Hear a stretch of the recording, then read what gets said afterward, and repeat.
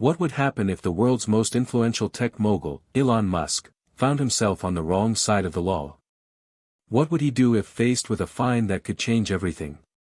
The courtroom buzzed with whispers, an electric tension hanging in the air. The famous billionaire entrepreneur, Elon Musk, sat in the center of the room, an enigmatic figure in a dark suit. His usual air of invincibility, the one that had carried him through countless challenges, taking Tesla to unimaginable heights, sending rockets into space with SpaceX, and revolutionizing the electric vehicle industry, was now replaced by something else. He looked uncertain. His eyes flicked back and forth across the room, scanning the faces of his legal team, reporters, and curious spectators. "Your Honor," a voice broke through the murmurs. It was his lawyer, standing tall at the front, doing his best to remain calm despite the gravity of the situation. "We request leniency. Mr. Musk has always acted in good faith. He has transformed industries, created thousands of jobs, and worked tirelessly to push humanity forward. This fine, Your Honor, is not only disproportionate but a blow to the very spirit of innovation." But the judge, a middle-aged man with stern glasses and a no-nonsense demeanor, wasn't swayed. He lowered his glasses, looking directly at Musk. "Mr. Musk," he said, his voice echoing through the courtroom, "the court has considered your past achievements, but today we are concerned with the matter at hand. Your actions have consequences. You have been fined $1 million for your company's negligence in handling a major safety violation that endangered consumers." The room fell silent. Musk's expression remained unreadable, but his jaw tightened, his fingers fidgeting with the edge of his suit. This was not how he expected today to go. A $1 million fine. For Musk, who had amassed a fortune worth tens of billions of dollars, this wasn't about the money. It was the principle of it. The insult.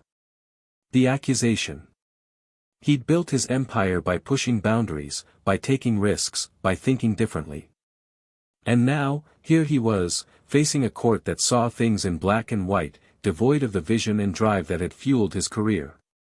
The judge continued, "You'll have 30 days to pay the fine, and we expect compliance with all future regulations. I trust you will understand the seriousness of this matter." Musk didn't speak. His legal team scrambled to respond, but the words seemed to fall on deaf ears. This wasn't just a legal battle, it felt like a direct challenge to everything he stood for. He was no longer the visionary who had revolutionized space travel and electric cars. He was a man caught in a system that, to him, felt broken. The moment the judge's gavel struck, signaling the end of the hearing, the media erupted. Reporters scrambled to get close, their cameras flashing, their microphones thrusting forward. The courtroom buzzed with disbelief, and all eyes turned to Musk. For a moment, Elon Musk sat in silence. He took a deep breath, a rare show of vulnerability. The harsh light from the cameras hit his face, casting long shadows beneath his eyes. His thoughts swirled in a storm of frustration and disbelief. How had it come to this? In the midst of the chaos, Musk stood up slowly. He adjusted his jacket, his movements deliberate and controlled. His face betrayed little emotion, but inside, he was seething. This wasn't just about the fine. It was about the principle behind it. The system. The people who didn't understand what he was trying to achieve. The ones who couldn't see the bigger picture. He turned to face the reporters. The cameras zoomed in on him, waiting for some kind of reaction. They wanted anger. They wanted a fight. But Musk gave them something else, his calm, unwavering presence. For a brief moment, time seemed to slow down. A reporter yelled, "Mr. Musk, how do you feel about the fine? Will you pay it?" Musk's lips parted, and a single sentence escaped his mouth. It was simple. Profound. And in its own way, it encapsulated everything he believed about this situation. "I'll pay it," he said, his voice steady, "but this is far from over." The words hung in the air like a challenge. A provocation. Musk's response wasn't one of frustration or resignation. It wasn't an apology or a deflection. It was a statement of defiance. He was a man who had stared down the impossible, who had weathered storms of criticism and failure. This fine, this court ruling, this was just another obstacle to overcome. But the media wouldn't let it go. Musk's statement spread like wildfire, creating headlines across the globe. The world was divided. Some admired his stoic reaction, his ability to remain unshaken in the face of adversity. Others saw it as arrogance, a refusal to accept accountability. The following day, social media exploded. Some praised Musk for his unflinching attitude, for his refusal to be intimidated. Others lashed out, questioning whether someone with so much wealth and influence should be held to a different standard. But Musk remained silent in the face of it all. He had long ago learned to block out the noise. For him, the challenges were always part of the game. The critics, the doubters, they only made him more determined. And so, as the dust settled and the world debated his next move, Musk retreated to a quieter space, where he could focus. The fine was the least of his concerns. What mattered now was how he would respond, not just to the court, but to the people who had put their faith in him. His companies, his legacy, and his vision for the future were at stake. The world may have been focused on the fine, but Musk knew something most others didn't. This was just the beginning. The true challenge was ahead, and it was one he intended to face head-on. Hit subscribe and leave a comment with where you're watching from. This story might just spark a new beginning.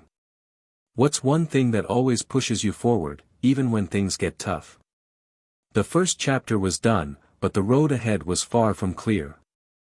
The courtroom had been just a moment. What came next would define the rest of his journey. Elon Musk was not born into the kind of wealth that most people associate with billionaires today. He was born in Pretoria, South Africa, in 1971, to a Canadian mother, May, and a South African father, Errol. His early life was a mixture of privilege and hardship, the kind of contradiction that would go on to shape his complex persona. Growing up in South Africa, Musk was a quiet, introspective child. He was always absorbed in books, fascinated by science fiction and technology. From a young age, he had an extraordinary mind, one that saw patterns and systems in ways that few others could. At the age of 12, he taught himself computer programming and sold his first software, a simple video game called Blaster, for $500. It wasn't much, but it was a sign of the potential that would later explode into the tech titan we know today. However, life at home wasn't always easy. Musk's parents' marriage was fraught with tension, and they eventually divorced when he was 10. Musk's father, Errol, was a controversial figure in his life, distant, cold, and, according to Musk, emotionally abusive. His relationship with his father was strained, to say the least, and he often spoke of how that shaped his desire to prove himself and to escape the shadow of a man he felt was not supportive of his dreams. On the other hand, Musk had a deep, close bond with his mother, May, who was a model and dietitian. She had a brilliant mind of her own and was one of the people who always encouraged Elon's curiosity and dreams. May Musk was the one who taught him the value of hard work and perseverance, qualities that Musk would carry with him throughout his life. But despite the difficulties at home, Musk's resolve only grew stronger. He knew, even as a child, that he was destined for something different. In his teens, he moved to Canada to live with his mother's relatives. He then attended Queen's University before transferring to the University of Pennsylvania, where he earned degrees in both economics and physics. But Musk wasn't satisfied with just academia. He wasn't interested in conventional paths. Instead, he had a singular, focused vision, to change the world. By the time he was in his mid-20s, he was already diving into the startup world, eager to leave his mark. He co-founded Zip2, a software company designed to help newspapers create an online presence. The company was sold to Compaq for nearly $300 million, and Musk walked away with $22 million. That money was reinvested into his next big idea, X.com, which eventually became PayPal, one of the most successful online payment platforms in history. PayPal's success brought Musk a significant fortune, but it wasn't just about the money. The success of PayPal proved to Musk that it was possible to make ideas a reality, to bend the arc of history in his favor. But Musk was never content to stop there.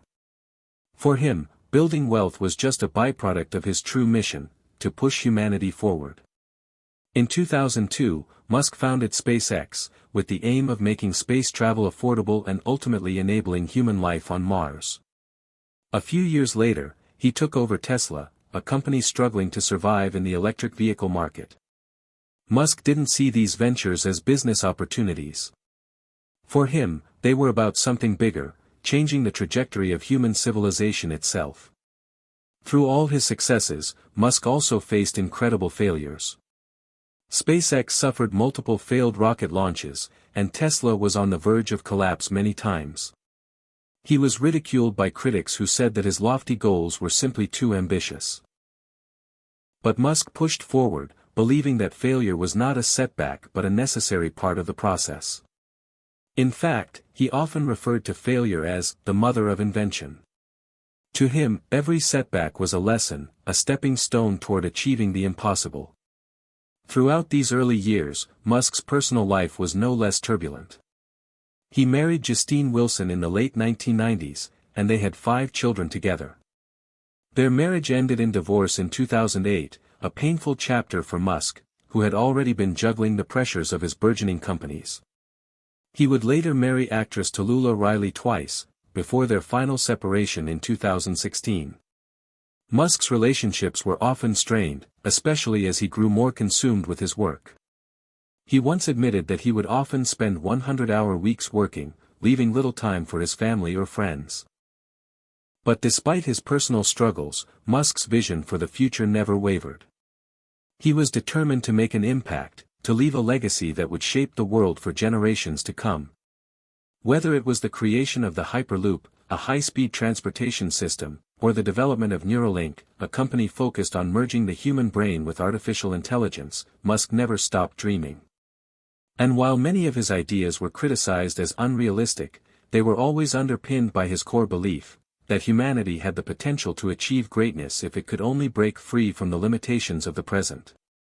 In the years following his rise to fame, Musk became a household name, a symbol of innovation, risk-taking, and sometimes, controversy. He was celebrated for his ambition, his boldness, and his unflinching commitment to changing the world. But with that fame came an incredible amount of pressure, both from the public and from within. He had become more than just a CEO, he was a cultural icon, a lightning rod for praise and criticism alike. Yet despite the whirlwind of success, there remained something deeply personal driving Musk forward, the fear of failure. He had always been driven by an underlying fear that he wouldn't achieve his goals, that all his dreams of transforming industries and saving humanity from a bleak future would fall apart. This fear, in many ways, had fueled his relentless pursuit of innovation. But as Musk sat in that courtroom, waiting for the judge to hand down his decision, it was clear that the weight of it all was beginning to take its toll. The fine, the legal battle, it wasn't just about the money. It was a reminder of the immense responsibility that came with his success. A reminder of the consequences of his actions, the scrutiny he faced, and the expectations that were now placed on his shoulders. The world was watching, waiting for him to fall. But Musk had faced much worse before. And if there was one thing he had learned through all his trials and tribulations, it was that his story was far from over. For Musk, the journey ahead was unclear. But one thing was certain, he wasn't about to back down. Elon Musk had been to countless boardrooms, meetings, and press conferences where he'd had to defend his companies, his ideas, and sometimes, even himself. But nothing had quite prepared him for the storm that was brewing in the aftermath of the court decision. The $1 million fine was a small sum compared to his wealth, yet it symbolized something deeper, a system that was slowly closing in on him. The first sign of trouble came the morning after the court ruling. Musk woke up to a barrage of messages, emails, and phone calls.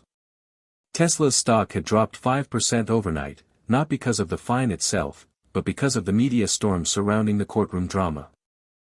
Investors were jittery. The headlines weren't about the groundbreaking advancements in electric vehicles or the recent success of SpaceX's mission to Mars. Instead, they were filled with phrases like, "Musk faces legal setback," and "Tech mogul under fire." The narrative had shifted, and the business world was questioning Musk's leadership. In his office, surrounded by his team of executives, Musk was uncharacteristically quiet. He knew that the fine, although just one of many obstacles in his career, would trigger a cascade of negative effects. His companies, his reputation, everything was now under scrutiny. Tesla, SpaceX, and his other ventures had become so intricately tied to his personal brand that any scandal, no matter how small, rippled through every part of his empire. "Elon, we need a statement," said Robin, Tesla's head of communications, a sharp woman with a no-nonsense attitude. "We need to control this narrative before it spirals further out of control. The board's concerned, and the media is only going to get louder." Musk didn't respond right away. He was staring out of the floor-to-ceiling windows, his gaze fixed on the sprawling city below. He could hear the hum of the electric cars passing by, the very vehicles he had worked tirelessly to perfect. But right now, the hum felt distant. His mind was elsewhere, swirling in a vortex of frustration. He couldn't understand why this system, this legal labyrinth that seemed to exist only to trap him, was working so hard against him. "Elon," Robin repeated, snapping him out of his thoughts. He turned to face her. "You think a statement is going to fix this?" The room fell silent. His team exchanged uneasy glances. They knew how hard it was to get through to Musk when he was like this. When he was locked into his thoughts, the world outside didn't matter. But Musk knew that there was no ignoring this problem. It wasn't just about his companies anymore. It was about his entire philosophy, his vision for the future. The judge's words echoed in his mind, "Your actions have consequences." Musk had always believed in taking risks. He had built his empire by challenging the status quo, by embracing failure, and by continually pushing the boundaries of what was possible. But now, those same risks were coming back to haunt him. The fine wasn't about the money, it was about the consequences of his actions. And it felt like a wake-up call. He glanced around the room at his leadership team, all of them anxious, some clearly worried about what this meant for their careers. The pressure was mounting. Musk could feel the weight of their expectations, and he understood it all too well. They weren't just worried about his reputation, they were worried about the company's future. A low buzz of his phone interrupted the tension. Musk picked it up, his expression unreadable as he scanned the message. It was from his lawyer. "The court is considering further action. If the fine is not paid within 30 days, they could impose harsher penalties." Musk set the phone down slowly, his eyes narrowing. Harsher penalties. The threat was clear: if he didn't comply, the system could retaliate even harder. It wasn't just about the fine anymore, it was about challenging the system itself, something that Musk had always done, but never quite like this. "Elon," Robin's voice broke through his thoughts, "we need to respond. We can't just sit here and wait for the media to tear us apart." Musk stood up, his chair scraping against the polished floor. He walked toward the large window and stared out once more. His mind raced, trying to find a way out of this, some move, some response that would keep his vision intact. He could feel the eyes of the world upon him. The pressure was suffocating. Was this how it was going to end? He wondered. Would a court ruling, a fine, an outdated system break him? "No," Musk muttered under his breath. "This isn't how it ends. Not yet." He turned back to his team, his jaw set. "We're going on the offensive." Robin blinked. "What do you mean?" "We're not going to apologize or beg for leniency," Musk said, his voice firm. "I'm going to make sure the world understands what's at stake here. This is bigger than a fine. This is about freedom, about innovation. About pushing the boundaries of what's possible." His eyes flickered with intensity. "I will not let them control this narrative. His team looked at each other, uncertain, but they had learned by now that when Musk made a decision, it was best to follow his lead. They trusted him, even when his moves seemed unorthodox. But this time, things felt different. The stakes were higher. Musk paced back and forth, running his hands through his hair. Get the legal team to prepare for a possible appeal. But we're also going to launch a media campaign. We're going to tell the world that this attack on innovation, is a sign that we need to break free from the systems that hold us back. Robin raised an eyebrow. You want to go head-to-head with the legal system? Are you sure that's wise? It's not about being wise, Musk replied, his tone unwavering. It's about being right. And I will not back down. The room fell silent again as his words hung in the air.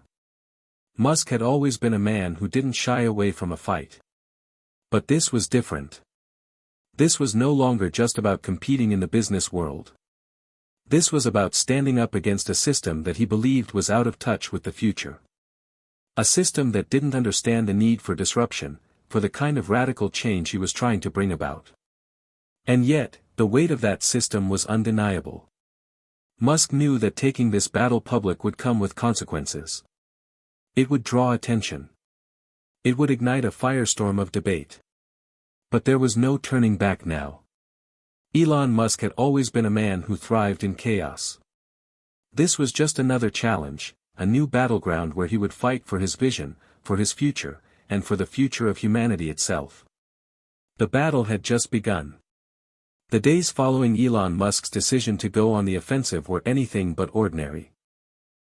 The media storm intensified, and soon the headlines shifted from the technical details of his latest projects to something more personal, Musk's battle against the system. The world was captivated by his defiance. His reputation as a disruptor, a man who had changed the world with his ideas, now collided with the reality of a legal system determined to impose consequences for his actions. At the heart of this journey was Musk's desire to make a statement, not just for himself, but for all of humanity. He had always believed that technology and innovation could transcend the limitations of the world's existing frameworks. From the very beginning of his career, he had dreamed of changing the way we travel, communicate, and even think. But now, it seemed that his ability to disrupt was being tested in ways he had never imagined. The first major step in Musk's journey was the media campaign he had ordered. He knew that the court's decision would become a focal point for his critics, but he also realized that it offered an unprecedented opportunity to make his case to the world. This wasn't just about defending his actions, it was about defending the very idea of progress. The plan was simple: Musk would take the spotlight himself.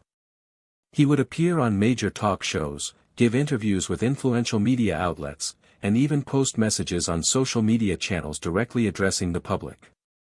The goal was to change the narrative and reframe the conversation from a legal battle to a moral one. He began with an appearance on the Joe Rogan Experience. It was a calculated move, as the show had become a cultural touchstone, with millions of viewers tuning in to hear Musk discuss everything from artificial intelligence to the future of space exploration. But this time, the focus was on his legal troubles. "I'm not here to make excuses," Musk said, leaning into the microphone with a calm yet resolute expression. "But the truth is, what's happening to me is happening to all of us. If we allow the systems in place to crush innovation, to stifle progress, then we're never going to get to where we need to go." Joe Rogan leaned forward, intrigued. "So, you're saying this legal battle, it's bigger than just you? It's about something more?" Musk nodded slowly. "Absolutely. It's about the future. If we keep holding back people who are trying to move us forward, whether it's with electric cars, space travel, or AI, we're going to stagnate. The world will become a place where fear of failure and regulation will paralyze us." The interview was watched by millions, and Musk's words struck a chord with people around the world. For the first time, the general public began to see the case not just as another celebrity controversy, but as a fight for the future of innovation itself. Next came a series of strategic tweets that set the internet ablaze. Musk posted a picture of the courtroom with a simple caption, innovation is the only way forward. Hashtag fight for the future. The tweet went viral, sparking heated debates across social media platforms. His followers rallied behind him, echoing his calls for a change in the system. But there were also detractors, people who viewed his actions as reckless or arrogant. The battle for public opinion was in full swing, and the stakes had never been higher. Meanwhile, inside the walls of Tesla and SpaceX, the pressure was mounting. Musk's teams were working overtime, trying to keep up with the daily demands of running multi-billion-dollar companies, while also dealing with the fallout from the legal battle. The board of directors at both companies began to show signs of concern, particularly as stock prices continued to fluctuate in the wake of the ongoing media frenzy. A few days later, during a tense meeting with Tesla's board, Musk addressed the mounting concerns directly. "We're not backing down," Musk said, his voice steady but firm. "This isn't just about me. It's about the entire mission. We have to keep pushing forward. We're changing the world, and we can't let anything distract us from that." One of the board members, a longtime confidant, raised an eyebrow. "But Elon, the legal issues, they're starting to affect the company's performance. Investors are nervous, and we can't ignore the fact that some of the public is questioning your leadership." Musk didn't flinch. "We'll prove them wrong. The world will see that this fight isn't just mine, it's for all of us. For everyone who believes in pushing boundaries and breaking through the old ways of doing things. We can't let a fine, or a legal system that doesn't understand the future, derail us." The board members exchanged wary glances. They had seen Musk face adversity before, but this felt different. It wasn't just a business challenge, it was personal. And yet, there was something undeniably compelling about his conviction. Musk had always been a man who operated with unshakable confidence. But now, his vision felt larger than ever. He wasn't just battling for Tesla or SpaceX, he was battling for the future itself. And then, the moment of clarity arrived. One night, as he sat alone in his office at Tesla, the weight of it all finally hit him. The fine, the media, the legal battles, it had all been a constant force against him. But now, it was clear that this journey was not just about defending himself or his companies. It was about challenging the very systems that sought to hold humanity back. Musk had always believed that the future of humanity depended on innovation, on pushing beyond the limits of what was thought possible. And now, he understood something more profound: it wasn't just about technological progress. It was about the freedom to innovate. To fail. To try again. To defy expectations.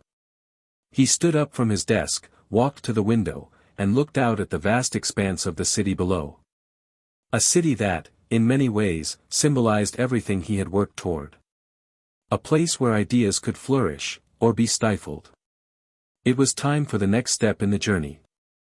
Hit subscribe and leave a comment with where you're watching from.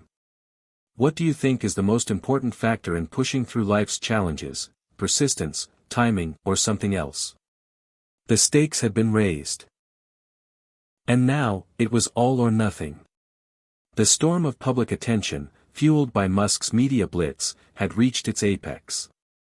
Headlines across the world proclaimed a clash of titans: Musk takes on the system, is he too big to fail?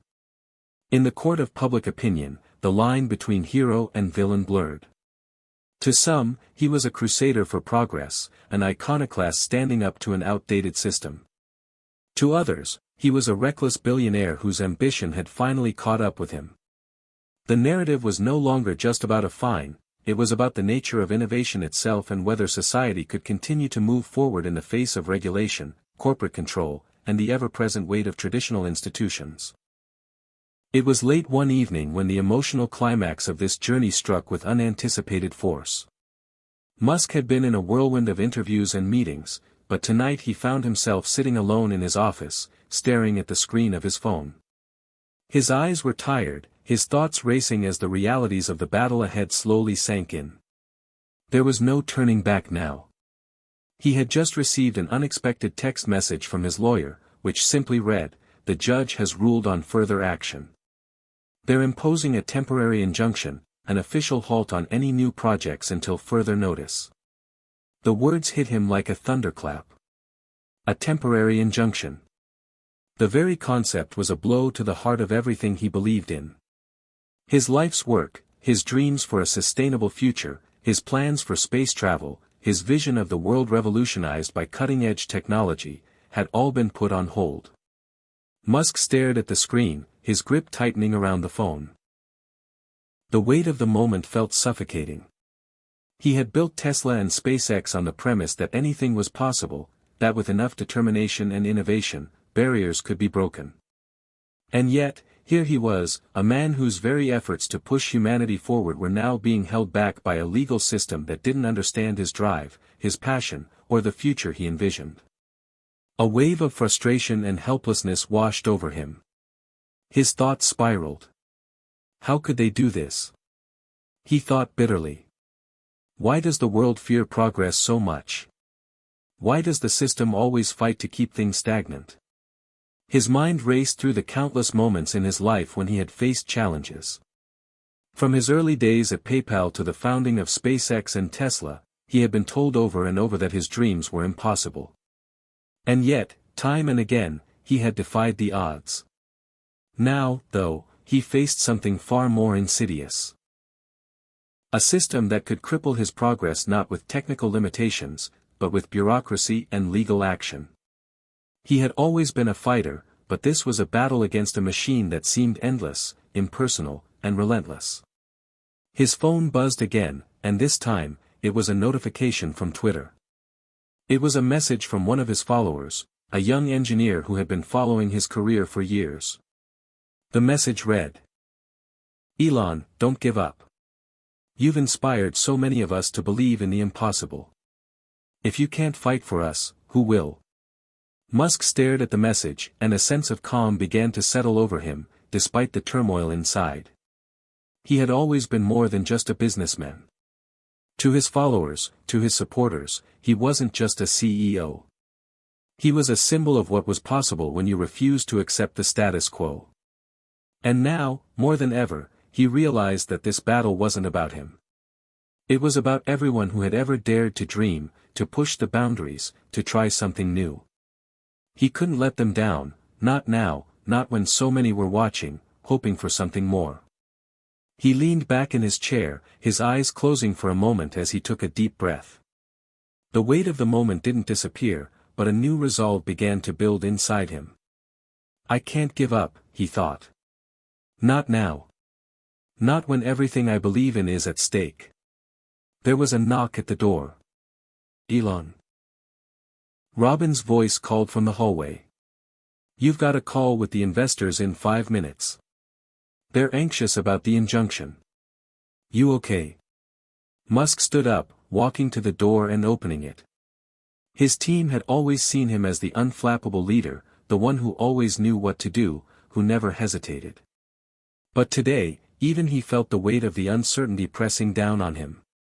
Yet, as he looked into Robin's eyes, he knew what he had to do. I'm fine, he said with a small smile, though his voice carried a new weight, a sense of determination. Let's take this call. As the conference call began, Musk's mind shifted gears.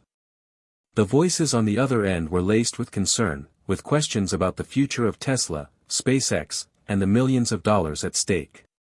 But Musk was no longer focused on the details of the fine, the injunction, or the financial concerns. He was thinking of the bigger picture. His vision for the future, the reason he had pushed himself so relentlessly to this point. He was fighting for something that mattered more than money or even fame, he was fighting for progress itself. The injunction doesn't change anything, Musk said, his voice gaining confidence. Tesla and SpaceX will continue. We will find a way forward. We have no choice. The future demands it. On the other end, there was a moment of silence, then a series of nods. His investors, while still concerned, could sense the change in him, the clarity, the fire that burned beneath the surface. Musk wasn't backing down. He was more committed than ever to his mission. When the call ended, Robin looked at him with a mixture of relief and admiration. "You did it, Elon. You got through to them." Musk nodded. "It's not over yet. But we've got a long road ahead, and I'm not about to let anything stand in our way." As the night wore on, Musk sat alone in his office once more. The battle for the future was far from won, but for the first time in days, he felt a sense of peace. He was no longer fighting against a system that didn't understand him. He was fighting for something far greater, a future where innovation and progress were not shackled by the past. And in that moment, Musk knew one thing with certainty: he would not lose this fight. The emotional journey had only just begun. The weeks following the emotional climax were a whirlwind. The media continued to buzz with reports, but the tone had shifted. While some still questioned Musk's ability to handle the pressure of the legal battle, the growing sentiment among his supporters was that of defiance and hope. Musk had become more than just a tech mogul or CEO, he had become a symbol of resilience, someone who refused to be bowed by the forces that sought to hold him back. Internally, Tesla and SpaceX were still grappling with the repercussions of the injunction. Projects were delayed, stock prices fluctuated, and anxiety rippled through both companies. Yet Musk's presence was undeniable. He had never been one to shy away from challenges, and this time was no different. His resolve, his leadership, and his unwavering belief in the future kept his teams moving forward. But there were moments, particularly late at night, when the weight of it all hit him hard. Sitting in his office, staring out at the sprawling city lights below, he often reflected on the strange course his life had taken. The fight was far from over, but there was a sense of inevitability to it now. The legal system, the media, even his most vocal critics, none of them could alter the fundamental truth that he was moving forward. And so was the world. One particular morning, just as the sun was beginning to rise, Musk stood in front of a massive whiteboard in the Tesla headquarters. The room was silent except for the hum of computers and the scribbling of pens. He was outlining the next steps for SpaceX's Mars mission, but his thoughts were elsewhere. He had just received another update from his lawyer: the court had finally ruled in his favor. The injunction had been lifted, but there was a catch: he was still required to pay the fine. At first, the news should have been a relief, but Musk didn't feel that rush of victory he'd expected. Instead, he felt a quiet sense of exhaustion. It was as if the battle had taken so much from him that even this triumph felt hollow. He turned to Robin, who was standing beside him, watching the quiet triumph in his eyes. "The injunction's lifted. We can proceed with all our projects." "That's a good thing, Elon," she said, her voice soft but steady. "We've been fighting for this moment." "I know," Musk replied, his tone distant. "But at what cost? How much of my energy has been consumed by this? How many hours spent fighting, trying to keep the dream alive?" Robin stepped closer, a knowing look in her eyes. "You've always known it would be tough. That's part of the journey. But you're still here. And you're still fighting for the future." Musk looked out the window, taking in the morning sunlight as it stretched across the horizon. He had always believed in the power of innovation, in the idea that the future could be molded by the actions of the present. Yet now, he was beginning to understand the deeper, more personal side of that belief. The battle for progress, for change. It was never just about the technology. It was about the willingness to keep fighting, even when it seemed like the world was pushing back. It was about the human spirit's refusal to give up, to keep striving for something greater than oneself. "I guess I've learned something about myself in all this," Musk said, almost to himself. "It's not enough to be right or have the best ideas. It's about being willing to stand up for what you believe in, no matter the cost." Robin nodded. "And that's why you're Elon Musk. You don't stop when things get tough. You figure out a way to make it work." Musk chuckled, but there was a hint of exhaustion in his laugh. "I'm starting to understand why some people give up. It's easier than fighting. But then you wouldn't get anywhere. You wouldn't change anything." As he spoke, his mind drifted back to the courtroom. The cold, sterile environment. The judge who had looked at him with judgment, as if he were just another billionaire playing by his own rules. He had thought that the fine, the injunction, the legal mess, it would be the end of his vision. But it wasn't. The battle had only solidified his conviction. And then, Musk had a realization. He turned to Robin, his eyes focused. "You know, I think this whole experience has shown me something important. It's not just about fighting for the projects or the technology. It's about fighting for the very principle of progress itself. People get comfortable with the way things are. They don't want to be challenged, because change is hard. But if you believe in something, truly believe in it, you can't back down, no matter the opposition." Robin smiled, seeing the change in him. "You're not just fighting for yourself, Elon. You're fighting for everyone who wants to see the world change. And that's why people follow you. You give them hope." Musk nodded slowly. "I've always been driven by the idea of a better future, but I never realized just how much that drive would shape me. And maybe that's why I've been so willing to take these risks. Because the stakes aren't just about money or fame. It's about the future we're building. And we need to keep pushing, even when it feels like we're up against a wall." He paused, looking around the room, at the team that had supported him through every twist and turn. "We've come a long way, but the journey's far from over. This battle, this fight, it's just the beginning." The next few months passed in a blur. With the injunction lifted, Musk and his teams at Tesla and SpaceX quickly resumed their respective missions. Tesla's plans to ramp up electric vehicle production hit new milestones, and SpaceX, ever the symbol of Musk's ambitious vision, prepared for its next mission to Mars.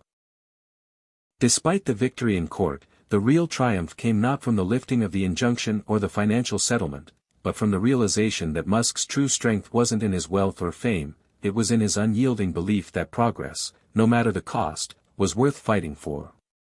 Musk had learned that in this fight, he wasn't just up against the legal system or even his critics, he was up against the complacency of the world. The real enemy was the fear of change. And as long as he continued to challenge that fear, he knew his mission would endure. As he sat in his office, looking out over the vast horizon, Musk felt a sense of peace he hadn't experienced in a long time. The path ahead was still uncertain, filled with challenges and obstacles, but he had learned that the greatest battle was not against external forces. It was within himself. And as long as he had the courage to continue, he would never stop fighting. Hit subscribe and leave a comment with where you're watching from. What's one big dream you're still fighting for, no matter the odds? The journey was long, but Musk was ready. The future was his to shape. The morning light crept through the glass walls of the Tesla headquarters, casting long shadows across the bustling room. The space was alive with activity, engineers huddled around tables, discussing designs for the next generation of electric vehicles, while data scientists huddled in front of computer screens, crunching numbers on the latest test results. But among the hum of productivity, one figure stood out, Elon Musk. It had been weeks since the ruling had lifted the injunction, and although the media frenzy had started to quiet down, the challenge of moving forward remained. The fine was still looming over him, but Musk had long since stopped worrying about the financial implications. For him, it was always about the bigger picture. And right now, that bigger picture was a world that could be revolutionized by sustainable energy and space exploration, two ideas he had devoted his life to. He stood at the center of the room, watching a team of engineers test a prototype for a new Tesla model, one designed to push the boundaries of energy efficiency even further. The hum of the electric motors was a quiet reminder of how far Tesla had come, but Musk wasn't focused on the success of the vehicle itself. His eyes were fixed on the bigger question: how could he make the world take this seriously? How do I get people to see the real value in what we're building here? His mind, usually so focused on the technical aspects of innovation, began to wander back to the courtroom, to the media, and to the fine he was still grappling with. He had spent so much time fighting the system that he hadn't been able to focus on what truly mattered, taking the next step toward a future that didn't rely on fossil fuels, a future that embraced sustainable energy and space exploration. He was jolted out of his thoughts by a voice. "Elon, we're ready for the final test run," Robin said, standing at the door of his office. Her calm demeanor, always a reassuring presence, was a stark contrast to the frenzy that had followed the legal battle. Musk nodded and followed her down the corridor. As they approached the testing area, he couldn't help but feel a spark of excitement. This was what it was all about. The reason he had taken on the world's most entrenched industries, the reason he had risked everything, this was the moment when the dream could become a reality. The engineers were already gathered around the prototype, making final adjustments. Musk surveyed the room, watching their movements with a sense of pride. The people in this room weren't just employees, they were co-conspirators in his mission to reshape the future. It was a feeling he hadn't fully appreciated until now. They were all part of something bigger than themselves, and the journey had just begun. "We're good to go," one of the engineers called out, giving Musk a thumbs up. Musk took a deep breath, his mind focused entirely on the task at hand. He approached the vehicle, inspecting it with a critical eye. The design was sleek, futuristic, everything he had envisioned for the next phase of Tesla's development. But it wasn't just about the aesthetics. This model was supposed to be a game-changer, a car that could drive longer distances on less energy, all while maintaining the performance Tesla was known for. The test run was scheduled to take place on a closed track, designed to simulate the most extreme conditions a car could face on the road. Musk watched as the engineers initiated the test, his heart beating just a little faster. There were always risks involved when testing something so innovative. There had been many moments in his career where failure seemed inevitable, but Musk had always seen failure as a stepping stone, not an endpoint. The car sped down the track, its engine a quiet whisper against the wind. Musk watched intently as it executed a series of sharp turns and high-speed maneuvers.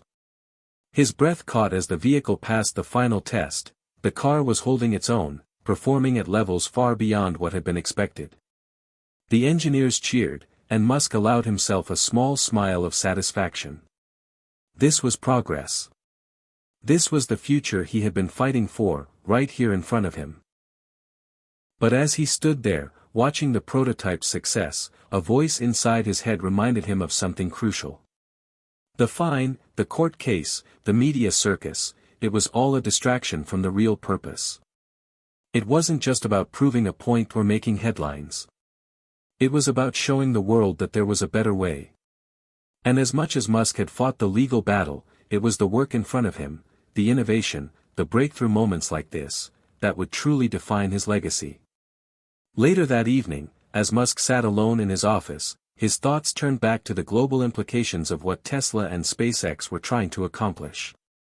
The task was daunting. How could one man, even with all the resources at his disposal, change the course of the world's energy usage, or help humanity colonize Mars?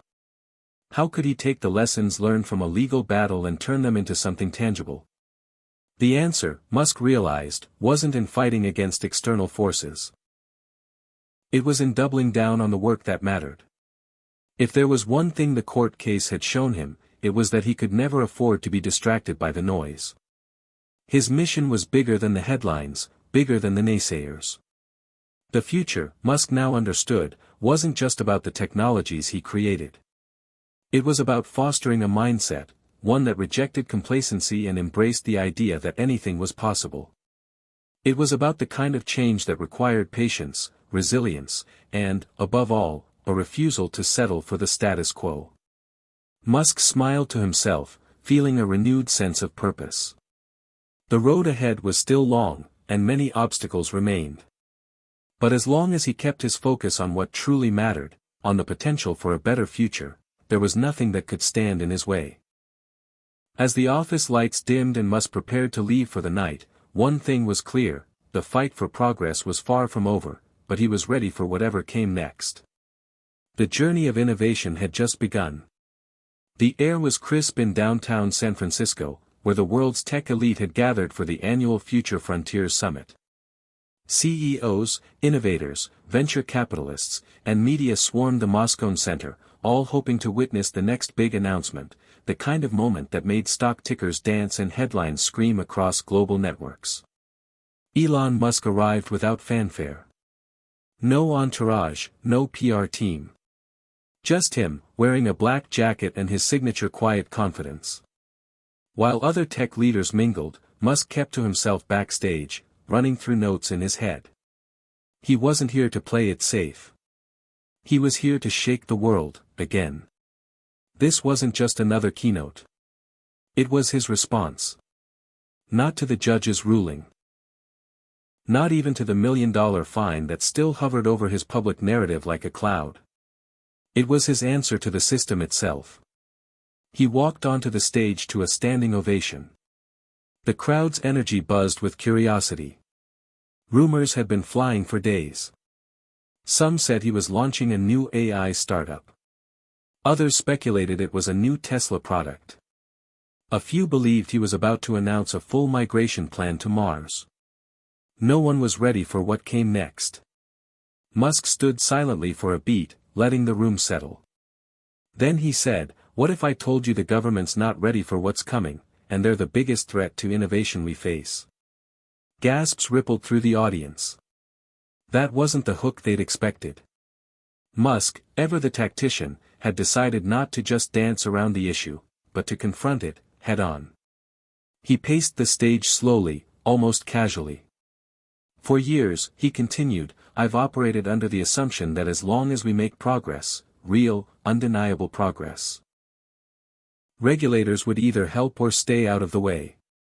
But after the events of the past few months, I've realized I was wrong. Dead wrong." The screens behind him lit up, not with flashy graphics or product reveals, but with a single phrase in bold letters. "Innovation is civil disobedience." The room fell into stunned silence. "Innovation today doesn't just disrupt industries," Musk said, "it threatens entrenched power. That's why I was fined. That's why projects get delayed. That's why startups with life-saving ideas die in regulatory purgatory. It's not because they're dangerous. It's because they're inconvenient." Then he paused. Took a sip of water. Looked directly into the camera broadcasting live across the world. "This isn't just about me. This is about every entrepreneur who's ever been told not yet by someone who's never built anything." He let that hang in the air. The crowd, now hanging on his every word, barely breathed. And then, with the flair of a showman who knows how to light a spark, Musk announced his next move. "I'm launching a new initiative, called Project Stark. It's not a product. It's a framework. A movement. A challenge to every creator, inventor, and thinker who's tired of asking for permission to build the future." Project Stark, he explained, would provide legal and engineering infrastructure for developers, entrepreneurs, and even scientists working on bold technologies to operate outside of traditional regulatory systems, openly and transparently, but independently. Decentralized innovation, Musk said. Outside the control of bureaucrats. Accountable to science and society, not politics. A flurry of excitement filled the room. Tweets fired off like missiles. Reporters ran for their laptops. Investors whispered about potential applications. But amidst the buzz, a deeper tension filled the air. Because Musk wasn't just pitching something new. He was drawing a line in the sand. And everyone knew it. Later that day, the response from the federal government was swift. A press release from the U.S. Department of Commerce warned that any initiative that encourages unregulated technological development risks not only public safety but national security. Cable news hosts argued over the ethics of such a framework. Senators made vague threats about oversight hearings. But online, Musk's announcement had become gospel. Millions of young innovators rallied around the idea. Hashtags like #ProjectStark and #BuildWithoutPermission trended for days. Forums flooded with project ideas, startup plans, and manifestos. College students, underground inventors, crypto developers, even ex-Google engineers began signing up for Musk's decentralized network. For the first time since the court battle began, Musk wasn't reacting anymore. He was attacking. And with that attack came clarity, for him and for the world. The fine, the media backlash, the courtroom arguments, they were all symptoms. The disease was fear. Institutional fear of change. And Project Stark was the cure. Back at Tesla HQ, Robin approached him with a raised eyebrow. "Are you sure about this?" she asked. "You know what this means. You're not just poking the bear anymore, you're kicking the damn thing in the teeth." Musk smirked. "Maybe it's time someone did." She shook her head. "You really think the world's ready for this kind of decentralization? I mean, this could explode in ways we can't control." "I don't want control," he replied. "I want momentum." Later that night, sitting alone in his office again, Musk reviewed early applications coming in through the Stark portal. A teenager from Mumbai proposing a self-replicating solar module. A startup in Brazil building modular desalination units. A team in Prague experimenting with lab-grown meat that required zero water input. It was already happening. The floodgates had opened. And Musk knew something fundamental had changed, not just in the media or the courtroom, but in the collective psyche of innovators worldwide. They didn't want to wait anymore. They were ready to build. The fire had spread. And the system, for all its warnings and threats, couldn't unlight it. Hit subscribe and drop a comment with where you're watching from. Do you think the future should be regulated, or liberated? The next chapter of Musk's fight wasn't about defending himself anymore. It was about rewriting the rules. The press had barely cooled from Musk's explosive Future Frontiers Summit appearance when the backlash began to land, swift and severe. Cable networks were running non-stop panels on the legality of Project Stark. Editorials both praised and condemned Musk as either a freedom fighter or a dangerous anarchist in a hoodie. But the real consequences began not in headlines, but in closed-door meetings in D.C. Within 72 hours of the summit, the Securities and Exchange Commission, SEC, and the Federal Trade Commission, FTC, issued a joint statement. "We are launching an investigation into the potential regulatory violations associated with Project Stark and its founder, Elon Musk." It didn't stop there. An emergency meeting was called by the House Committee on Technology and Innovation. And while it wasn't public, leaks made their way to the press. One unnamed official was quoted saying, "Musk is walking a dangerous line.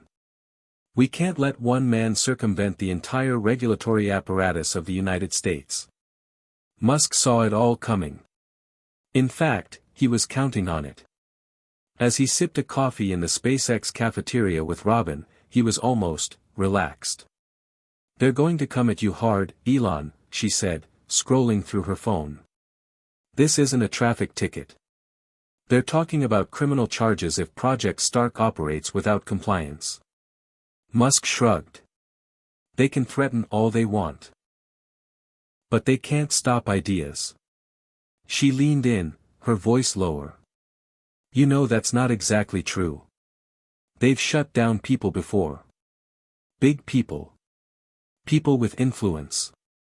He looked her dead in the eye. "I'm not people. I'm a movement now." There it was again, that blend of ego and truth.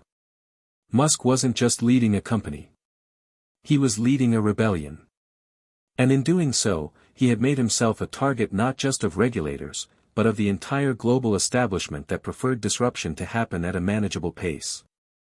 But Musk had never done manageable. That night, federal agents visited one of the Project Stark satellite development labs in Nevada. No arrests, just questions.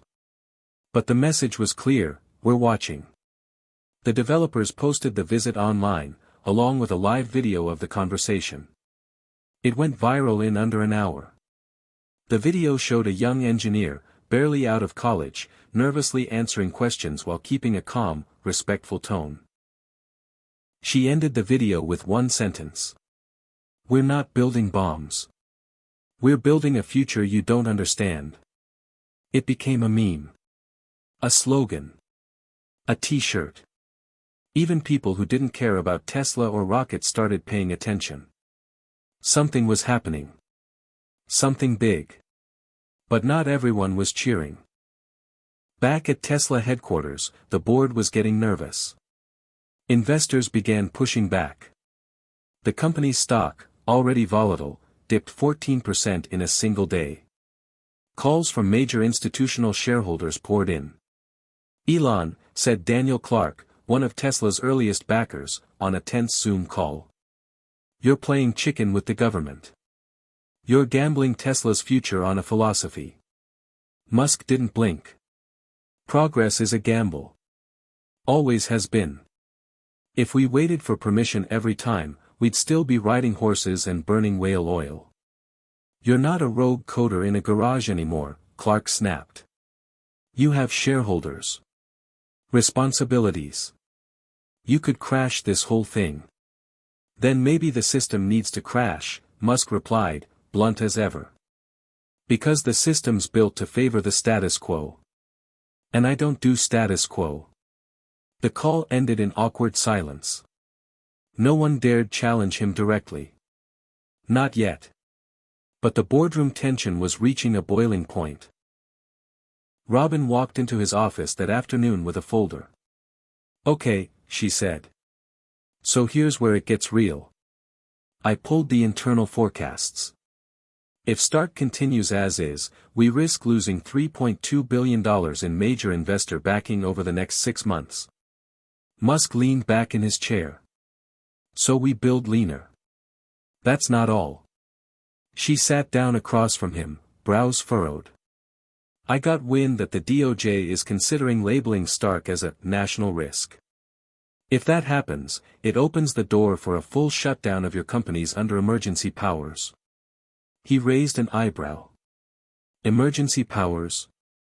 They're going to declare me a national emergency. Not you, she said flatly. Your ideas. That actually made him laugh. Good.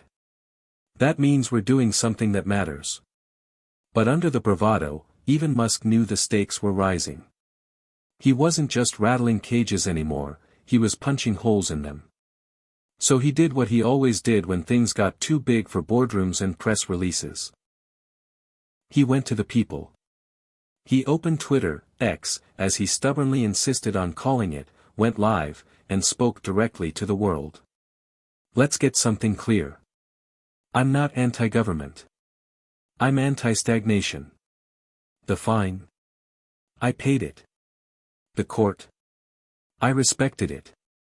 But when you try to strangle innovation with red tape, you don't protect people. You slow down solutions. Project Stark is about freedom. Freedom to build. Freedom to experiment. Freedom to try and fail and try again.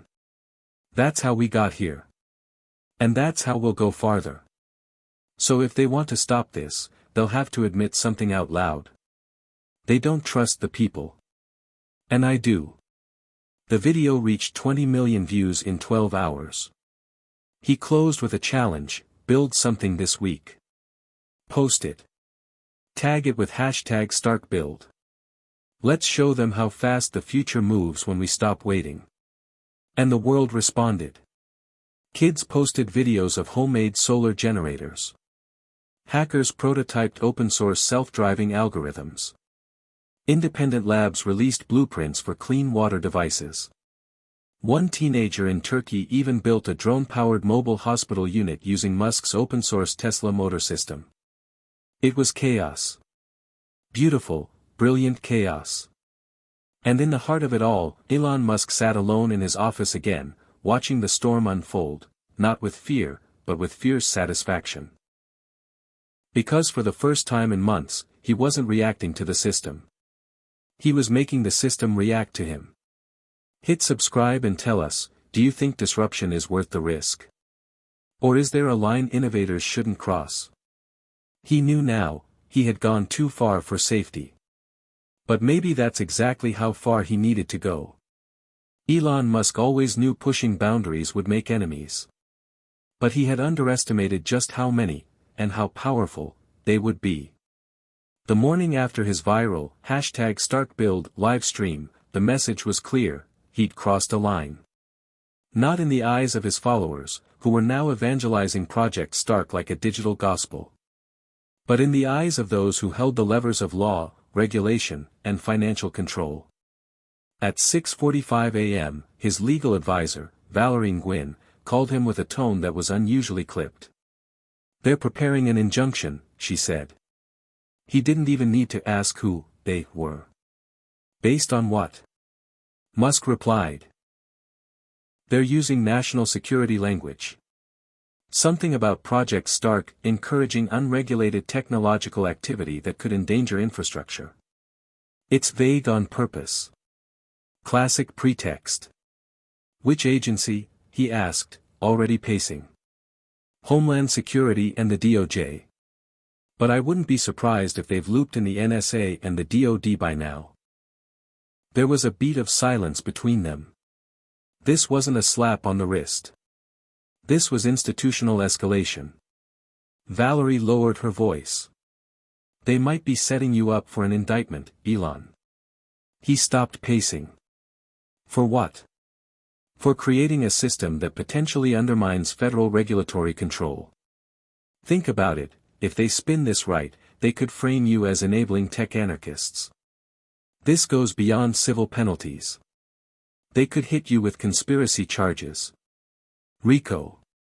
Even aiding unauthorized exports if one of those Stark builds crosses borders." Musk didn't speak. His face, normally animated with ideas and possibilities, hardened into something colder. Focused. This wasn't about stopping one initiative. They were trying to take him out. By noon, media coverage had shifted dramatically. CNN's headline: "Is Elon Musk a threat to national security?" Fox News: "Musk's decentralized revolution, bold vision or dangerous uprising?" And worst of all, the New York Times ran a front-page story titled, "The Cult of Stark, Inside Musk's Unregulated Empire." The piece quoted anonymous, former employees, claiming Musk had deliberately encouraged rebellion against federal oversight and created a loyalist network of developers willing to flout laws in the name of innovation. To most of the public, it sounded wild. To regulators, it sounded like justification. Within hours, congressional leaders began calling for hearings. The White House press secretary issued a statement: "We support innovation, but not at the cost of safety, legality, or democratic oversight." That's when Musk realized something chilling. They weren't going to fight his ideas anymore. They were going to fight him. In the private Tesla war room, Robin slammed her tablet down on the table. "This is a full-blown takedown campaign," she said, voice sharp. Coordinated. Timed. They want to isolate you, then discredit you, then destroy the companies around you. "What about the board?" Musk asked. "Split," she said. "Some want to ride it out. Others are talking about removing you as CEO if Stark brings too much heat." He smirked. Let them try. But inside, he knew it wasn't a bluff. Boards didn't like unpredictability. And Musk had just turned his unpredictability up to 11. She sat down across from him, suddenly softer. "Elon, if this gets any worse, they won't stop at the companies. They'll come after your licenses. Your finances. Maybe even your freedom."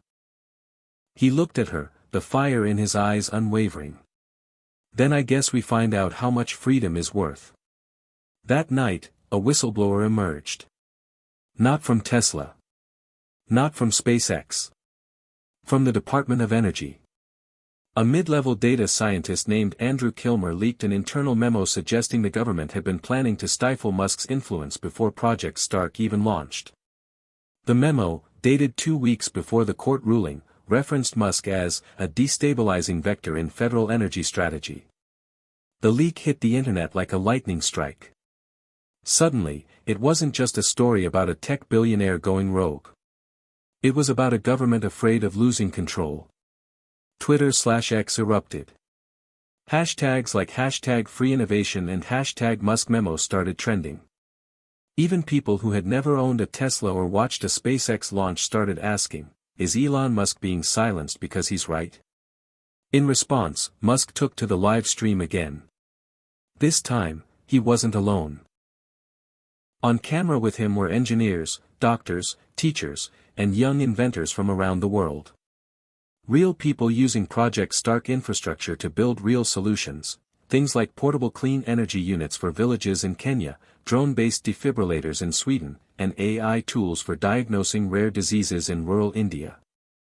This is what they're afraid of, Musk said, waving a hand toward the diverse panel. Not chaos. Not criminality. Possibility.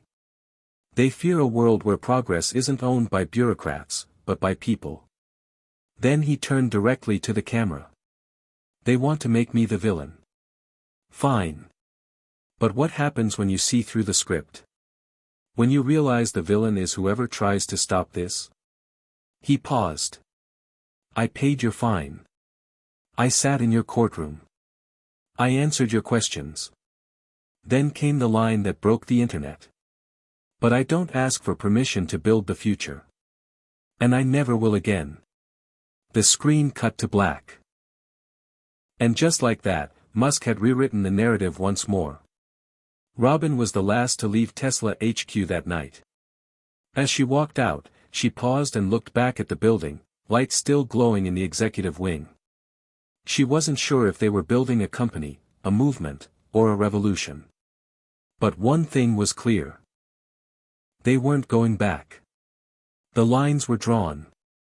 And Musk wasn't stepping back. He was stepping forward. It began with a phone call Musk wasn't expecting, from a number that hadn't pinged his phone in over 3 years. Unknown caller. He almost declined it, assuming it was a spam filter failure. But something made him pause. Maybe instinct. Maybe habit. Maybe the eerie quiet of his office at 3:42 a.m. He answered. Elon, the voice said, low and deliberate. We need to talk. I don't have long. Musk leaned forward in his chair. Who is this? You'll remember me by the end of this call. And after what I tell you, you'll wish you hadn't. There was a pause. Musk didn't speak. Just waited. I'm inside the National Security Council. You think you're fighting regulators. You're not. You're fighting something deeper, bigger. You hit a nerve, and now the machine's moving. Musk narrowed his eyes. What machine? The voice dropped further. They're framing you. Quietly. Strategically. You'll see arrests soon, Stark developers, overseas contacts. Then subpoenas for your board. Then a sealed indictment.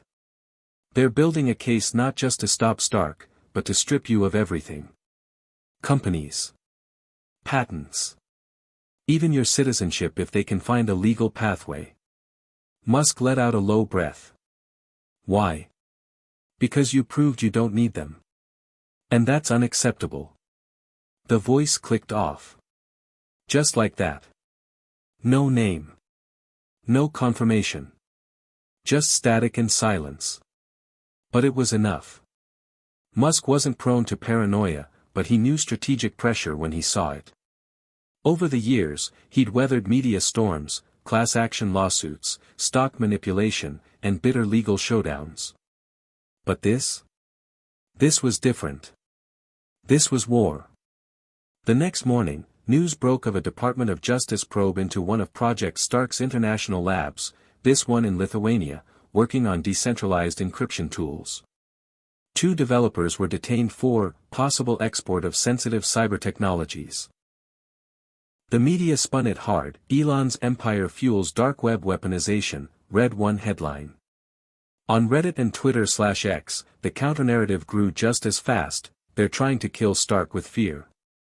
In the middle of the firestorm, Robin burst into Musk's office. We have a mole, she said. What? One of our internal security flags picked it up. Someone's been forwarding internal Tesla memos to a third-party domain routed through Brussels. Musk stood. Any idea who? She nodded grimly. We have 3 possibilities. 2 execs and 1 friend. He understood immediately. No. Not Samir, Musk said. Robin just held his gaze. Samir Patel. Head of autonomous driving systems at Tesla. One of Musk's earliest believers. A genius with software. A friend. But friendship meant nothing if the code had been compromised. Bring him in, Musk said. In the glass-walled boardroom, Samir sat calmly, almost too calmly. Musk entered and closed the door. Why? Musk asked flatly. Samir didn't flinch. You lost sight, Elon. Musk blinked. Excuse me. You built Stark to bypass the system, but now you're building it like a weapon. You're no longer asking if we should, only if we can. Musk folded his arms. So you leaked? I gave warnings, Samir said. Not secrets. Not data. Warnings. To people who needed to know. People who can still pull you back before this goes too far. Too far. Musk's voice rose slightly. We're democratizing technology. Giving power to those who never had it. That's not too far. That's the entire point. No, Samir said firmly. The point was to innovate responsibly. But now you're turning innovation into rebellion. Into religion. And that's dangerous. Musk stared at him for a long moment. You were one of the first to believe in me. I still do, Samir said. But belief doesn't mean blind loyalty. A beat passed. I'm not trying to destroy the world, Elon, he added. I'm trying to stop you from destroying yourself. The betrayal hit hard. Musk didn't fire Samir, not immediately. Instead, he told security to freeze access and monitor his channels. Musk needed to know if Samir had acted alone. And he needed to know who else was inside. That night, Musk gathered his closest circle. Robin, Valerie, 2 trusted engineers from SpaceX, an old friend and neural tech pioneer Dr. Raj Mehta. They met off-site, at a stark, clean house, a Faraday-shielded bunker designed to be untappable. We're not in corporate territory anymore, Raj said bluntly. This is geopolitical. You're being positioned as an existential threat to institutional power. Musk sat silent, arms crossed. If they can paint you as a destabilizer, Valerie added, they won't just come for Stark. They'll come for everything you've ever touched. They'll rewrite your legacy into a cautionary tale. Robin stood and approached the table. She dropped a thick folder onto it. These are requests from Stark contributors, she said. They want to know if we go dark or if we fight back. The folder was full of notes. Handwritten letters. Encrypted printouts. Diagrams. Inventions. Dreams. A portable desalination kit from Cape Town. A voice-activated education module for rural schools in Vietnam. A wheelchair powered entirely by bioenergy built in a Brooklyn apartment. They weren't tech bros or radical libertarians. They were builders.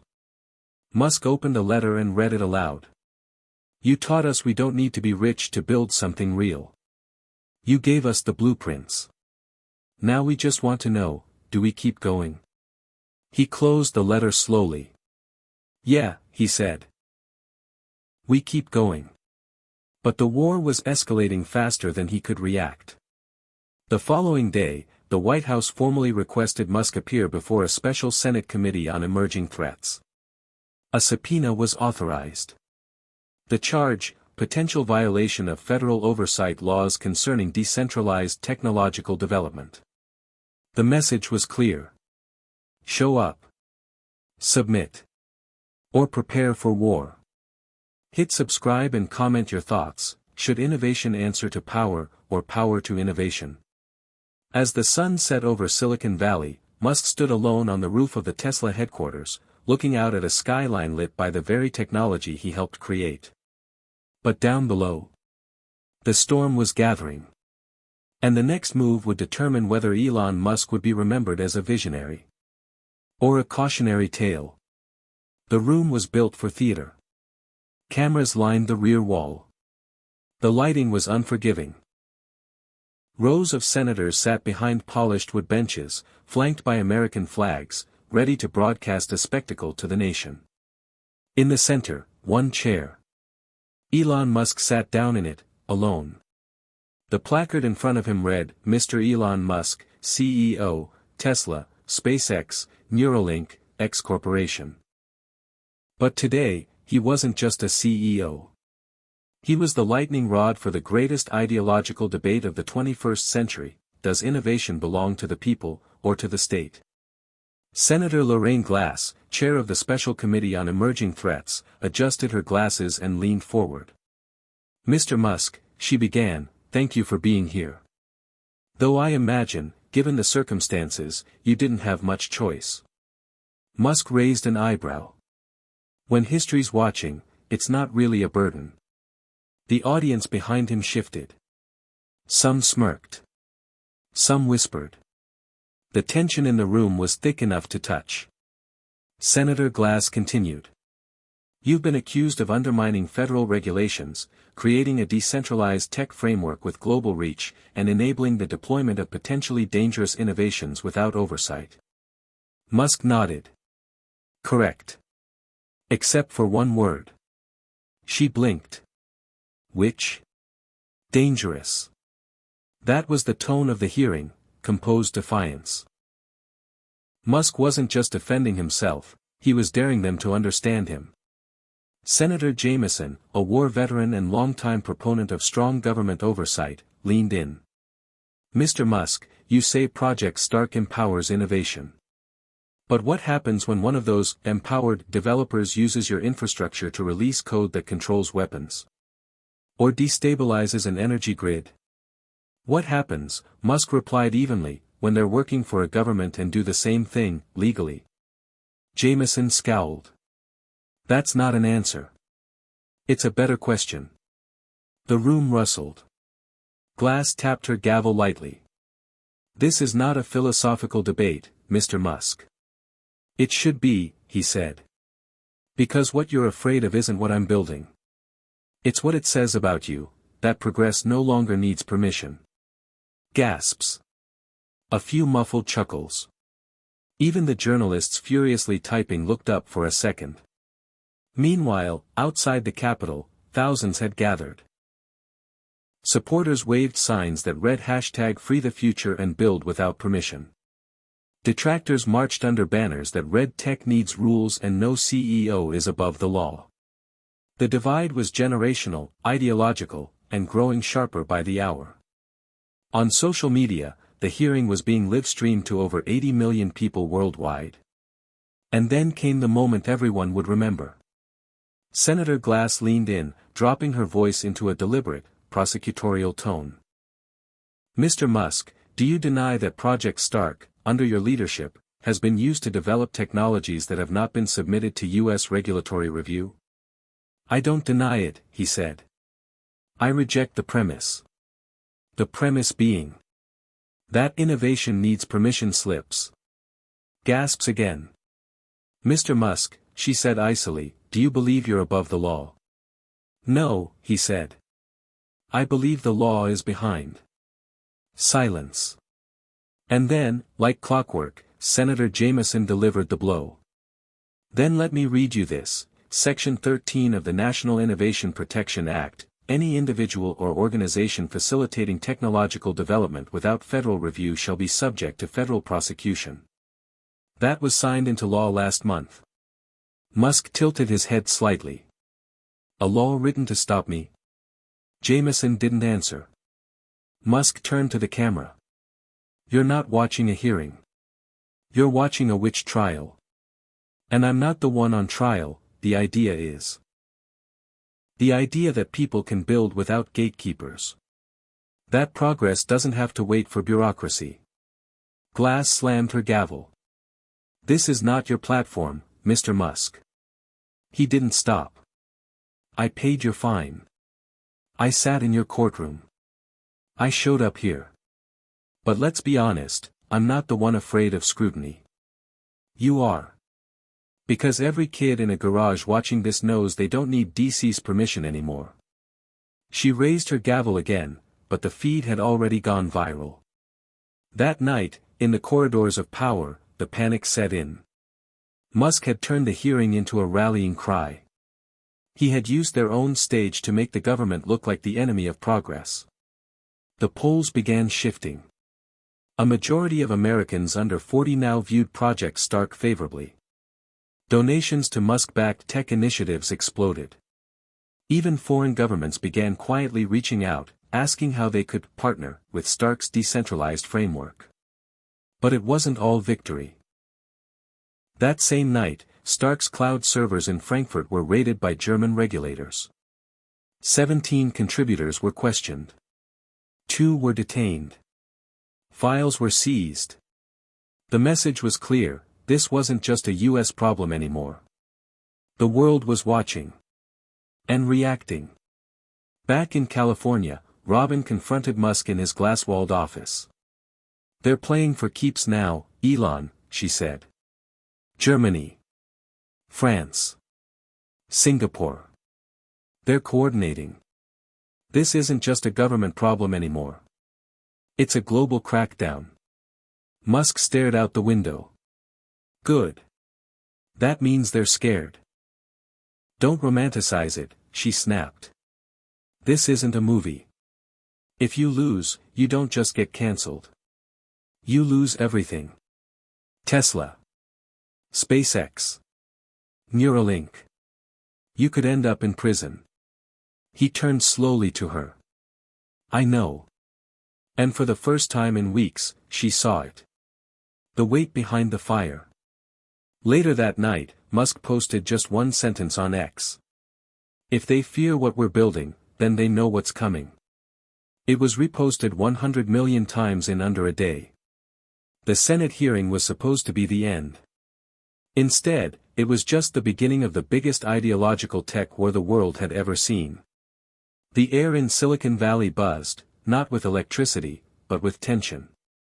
Elon Musk had just walked out of the Senate hearing having turned a legal grilling into a viral manifesto. But inside Tesla's Palo Alto headquarters, the mood was far from celebratory. The walls were closing in, globally. Project Stark was now labeled a security concern by at least 4 governments. A quiet coalition was forming, one that saw Musk's decentralized infrastructure as a threat to economic sovereignty, digital governance, and perhaps most dangerously, control. Musk knew the next move had to be bolder than words. He needed a strategy. A new lever. A way to flip the board. Then came the encrypted message. Sender, EK. Subject, you're looking in the wrong place. No formal greeting. No signature. Just a set of GPS coordinates. Northern Virginia. Deep inside what used to be a corporate park, now repurposed into a quiet government data center, unlisted. Off-record. Off-limits. Elon, Robin said as she skimmed the metadata, this isn't a joke. That signature's legit. EK, that's Edward freaking Cade. Musk turned slowly in his chair. Cade? The guy who ghosted the NSA? She nodded. He went dark 10 years ago. Rumor was he'd defected. But our intel partners in Finland swore he was working on something big, some kind of post-sovereign protocol. Musk's eyes lit up. Then he might be the only person on the planet who gets what I'm building. He also might be trying to trap you, she said flatly. Or, Musk said with a smile, he might be trying to help. 3 days later, Musk was on a red-eye flight to Dulles under an alias, flanked only by a trusted ex-Marine turned bodyguard and a neural tech engineer named Page who doubled as his encryption expert. They met Cade in an abandoned library built beneath the parking garage of a shell company, cold concrete, flickering lights, an old fiber server rack humming quietly in the background.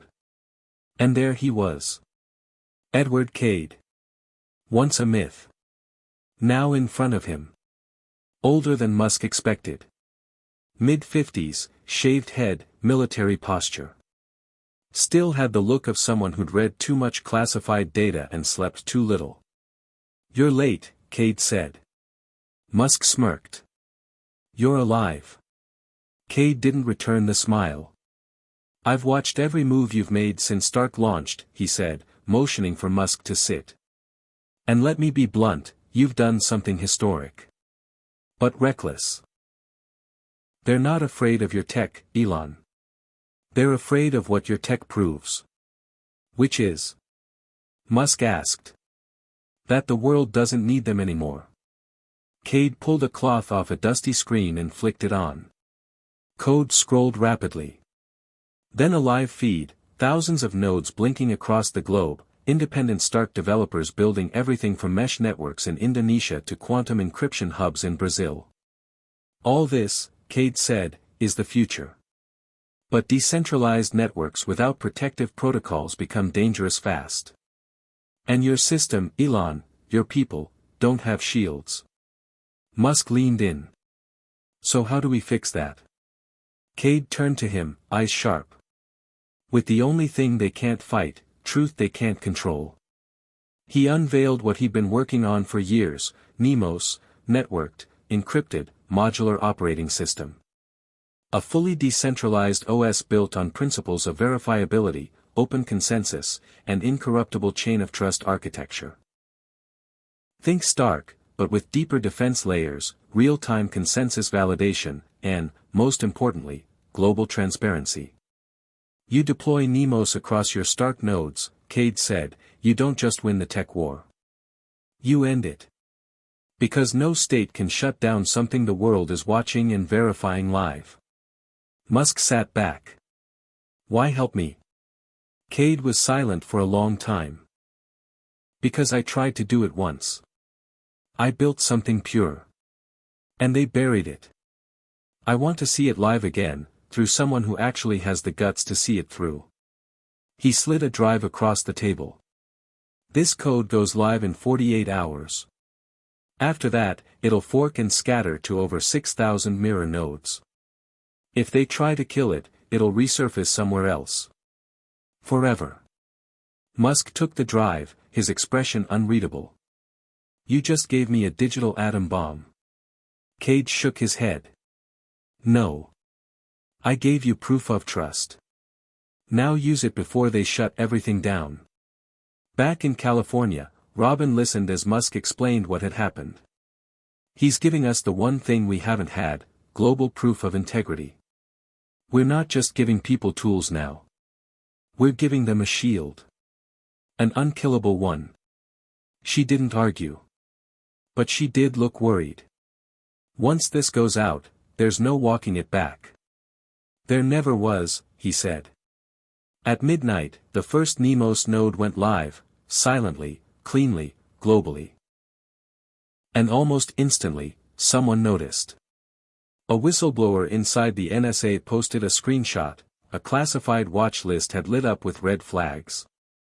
New architecture detected. Untraceable. Untouchable. The next morning, the Pentagon issued an internal, cyber protocol blackout, alert. A senior advisor reportedly muttered, "He just lit the fuse." Musk tweeted one sentence. "If truth is decentralized, so is power. Hashtag #NEMOS live." Within hours, 12 countries blocked the Stark/Nemos backbone. But just as quickly, mirror nodes appeared in 27 new ones. Like a digital wildfire, it couldn't be contained. The rules of the game had changed. And Elon Musk had just played the move no one saw coming, by teaming up with the man they thought was long gone. The launch of Nemos had felt like a miracle. In just 72 hours, it had activated in over 80 countries, spread across every continent like digital wildfire. The decentralized operating system did what Musk promised. Validated every update, every tool, every connection in real time with global transparency. No backdoors. No central kill switch. No compromises. And for a moment, Elon Musk allowed himself to believe they had turned the tide. Then came the breach. At 2:17 a.m., Tesla's AI division server room in Palo Alto triggered an anomaly alert. An internal access protocol called Phoenix Override had been executed remotely. The override was hard-coded into the Stark developer framework, meant only for absolute emergencies, massive node failure, targeted cyber attack, or a hostile seizure. But none of those conditions had been met. Someone had activated it manually. And whoever did had just triggered a silent lockdown of over 60% of active Stark nodes. Not a virus. Not a cyber attack. A betrayal. Elon. We've been compromised.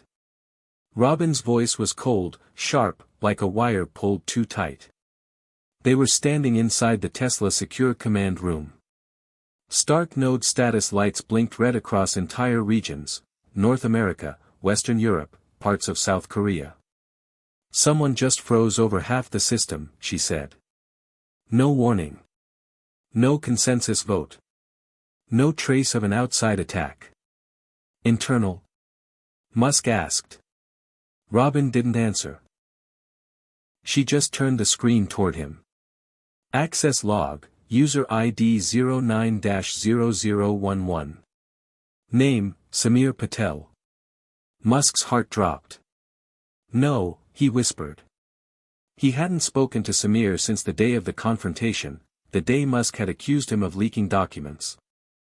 Samir had denied sabotage, said he only wanted to warn Elon. And Musk had believed, against his instincts, that the betrayal was over. He was wrong. Samir's betrayal wasn't a personal vendetta. It was something deeper, ideological. A manifesto video was uploaded just 30 minutes later.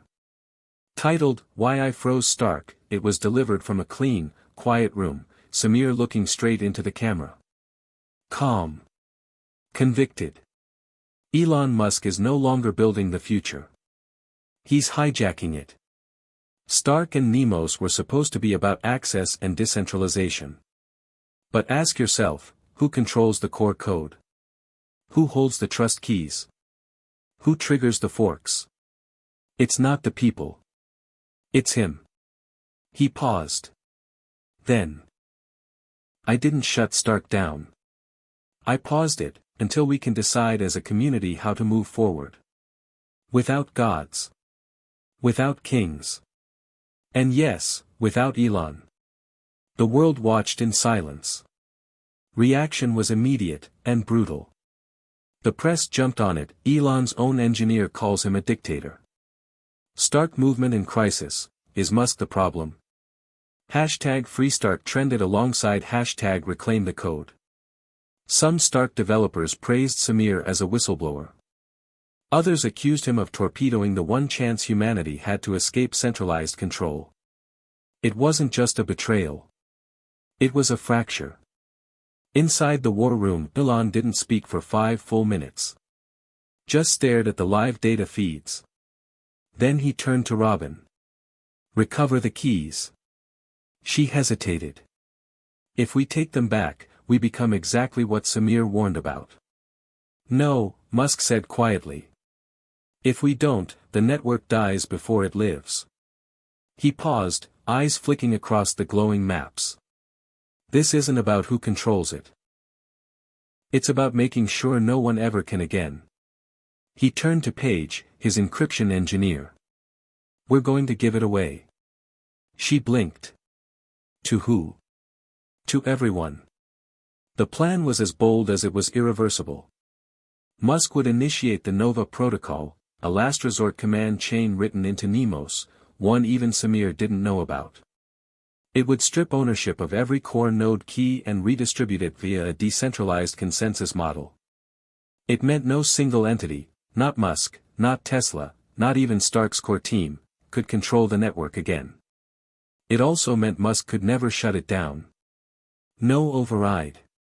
No off switch. No going back. You're decentralizing yourself out of existence, Robin said, stunned. Exactly, Musk replied. That's how we win. At 3:03 a.m. Pacific Standard Time, Nova Protocol went live. All over the world, node operators received a single encrypted message. You now control your future. Together, not apart. EM. Within minutes, the network surged back online. Not as a pyramid, but as a constellation. Stark wasn't a company anymore. It was an ecosystem. Samir watched from an undisclosed location, stunned. He'd tried to take the keys away from Musk. And Musk had responded by throwing them to the world. The headlines were breathless. Elon Musk surrenders control of Stark Network. The world's first leaderless tech movement goes live. A revolution with no master. And perhaps the most chilling, from The Guardian. Musk may have just made himself obsolete, by design. That night, Musk posted one final message to the Stark developer feed. I built it. I protected it. Now I set it free. Do better with it than we ever could. He didn't sign it. Just a single blinking cursor. Then silence. Musk had always believed the future was something to be built. Now, for the first time, he believed it could be shared. The floodgates had opened. After Elon Musk activated the Nova Protocol, Project Stark and the Nemos operating system no longer had an owner. No kill switch. No administrator. No central servers. It was alive. And it belonged to the world. Within 24 hours, something extraordinary happened. Developers who had never met, across continents and cultures, began working in perfect digital harmony. Consensus protocols, forkless updates, and voluntary integrity verification gave them the confidence to move faster, without waiting for red tape. From a basement in Warsaw, a teenager deployed a real-time translation app for field medics in Gaza. In Lagos, a startup founder used the network to create micropower grids that cut dependency on oil-based energy. In rural India, teachers downloaded and launched fully interactive education modules, updated hourly, thanks to community consensus voting. The headlines were breathless. World adopts leaderless tech at breakneck speed. Decentralization goes critical. Musk's network becoming a global default. But not everyone was celebrating. Governments were terrified. Berlin. A closed-door summit convened between German, French, and Dutch intelligence services. The room was dark, windowless, and lined with monitors tracking Stark node traffic. This is a digital insurgency, one official said. It's an infrastructure bypass, said another. And we don't know who's steering it. That was the problem. There was no one to arrest. No CEO to subpoena. No backdoor to breach. The system was trustless, and unstoppable. In China, the government attempted a full block of Stark-related traffic. Within hours, Chinese developers created mirror nodes with Nemos cloaking tools that made detection impossible. The firewall held for 2 days, then cracked open like wet paper. In Washington, D.C., the National Security Council met under emergency orders. This isn't a company anymore, one defense analyst said. It's a parallel civilization.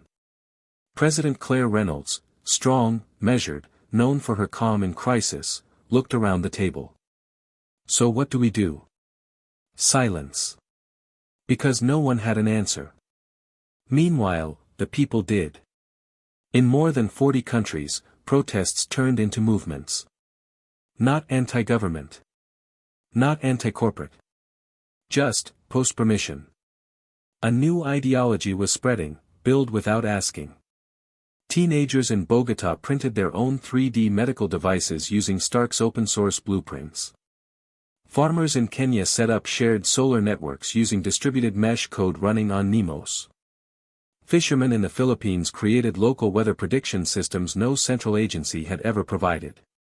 The world wasn't just adopting Stark, it was replacing systems that had failed them for decades. And for the first time, people didn't need permission to fix their own problems. But progress came with resistance. In Istanbul, masked soldiers stormed a Stark-backed makerspace, accusing it of housing unauthorized AI tools. 5 developers were arrested. 1 disappeared. In Moscow, Project Stark was declared a foreign cyber weapon. Users caught running it faced up to 20 years in prison. In Washington, a bipartisan bill titled the Digital Security Act passed through the Senate in a single night, authorizing federal powers to identify and suppress unregulated technological infrastructures. On X, formerly Twitter, hashtag Stark crackdown trended worldwide. Then, something changed. The network fought back. Because Nemos had one more feature few had realized until now, auto-resilience. When governments cracked down on nodes, the system didn't collapse, it forked in place. When IPs were blocked, data rerouted through peer-to-peer dark space. When developers were silenced, preset code injections auto-released their work to the network. It was like fighting fog with a sword. Every cut created more space for it to expand. In an underground bunker in Nevada, Elon Musk stood in front of a screen wall showing the chaos unfolding across the globe. He hadn't slept in 2 days. Robin approached with a flask of coffee and a tablet in her other hand. "You should see this." She handed it to him. It was a live stream, unfiltered, raw, from inside a refugee camp in Syria. Volunteers had set up a mesh-powered education center using Stark devices. Children were learning English, physics, and even basic code. "They built that in under 72 hours, Robin said softly. "They didn't ask. They just did it." Musk stared for a long moment. "This was the goal," he said. She nodded. "But now comes the part no one's ready for." Back in Geneva, the United Nations called an emergency session. Dozens of diplomats were demanding international control of the Stark network, something to restore order. But they had nothing to negotiate with. You can't regulate an ownerless system. That night, a proposal leaked from the floor of the session: the UN would create a centralized mirror of Stark to offer a safe, official alternative. Within 2 hours, that mirror was flooded by bots and voted out of sync by the actual community. By sunrise, the attempt had been buried, and memed. One caption read: "When you try to copy a revolution and forget it doesn't ask permission." In response, Elon finally broke his silence. He posted a simple message to the network's community portal. "If you're building something right now, something that makes life better for even one person, you're part of the revolution. And no vote can stop you." It was translated into 96 languages and carved into a statue outside a free tech school in Rwanda by week's end. Hit subscribe and tell us, is this chaos, or a new kind of order? As the world convulsed, one thing became clear. This wasn't about Elon Musk anymore. This was about everyone. And no government, no law, and no power could stop what had already begun. Because the future had forked. And there was no going back. It began with a whisper. A leak from a top-tier security clearance meeting in London. A single line in an anonymous forum post, picked up by dark web scanners and flagged by independent Stark developers. MI6 claims to have a Stark kill switch. The words hit like a grenade. Within hours, speculation surged across the network. Live streams. Hacker podcasts. Emergency dev calls. Could it be true? Could someone, anyone, really have a way to shut down the most decentralized infrastructure in history? And then came the confirmation. BBC breaking news: UK intelligence agency announces creation of the Sentinel Protocol. The anchor's voice was grave. The United Kingdom's Ministry of Defence and MI6 have jointly developed a protocol that, according to sources, can disable key functions of the Stark/Nemos architecture if deemed a national threat. Codenamed Sentinel, the tool is believed to exploit a previously undocumented vulnerability in the base-level consensus engine. The news swept the world. Markets shook. Governments rejoiced. Developers panicked. Had Elon made a mistake? Had they missed something? Back in Nevada, the war room was lit like daylight at 3 a.m. Elon Musk stood over Paige and Robin, staring at the lines of code that had just been leaked from Sentinel's signature. "What is it?" he asked quietly. Paige's fingers flew over the keyboard. She looked pale.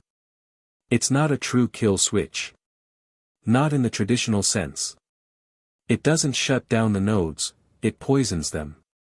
"Poison?" She nodded. "It injects a self-replicating consensus mismatch into a live node cluster. Makes nodes believe they're out of sync, forces them to isolate, and then flood each other with bad state data. It's not destruction. It's doubt. Code-level paranoia." Robin stepped forward.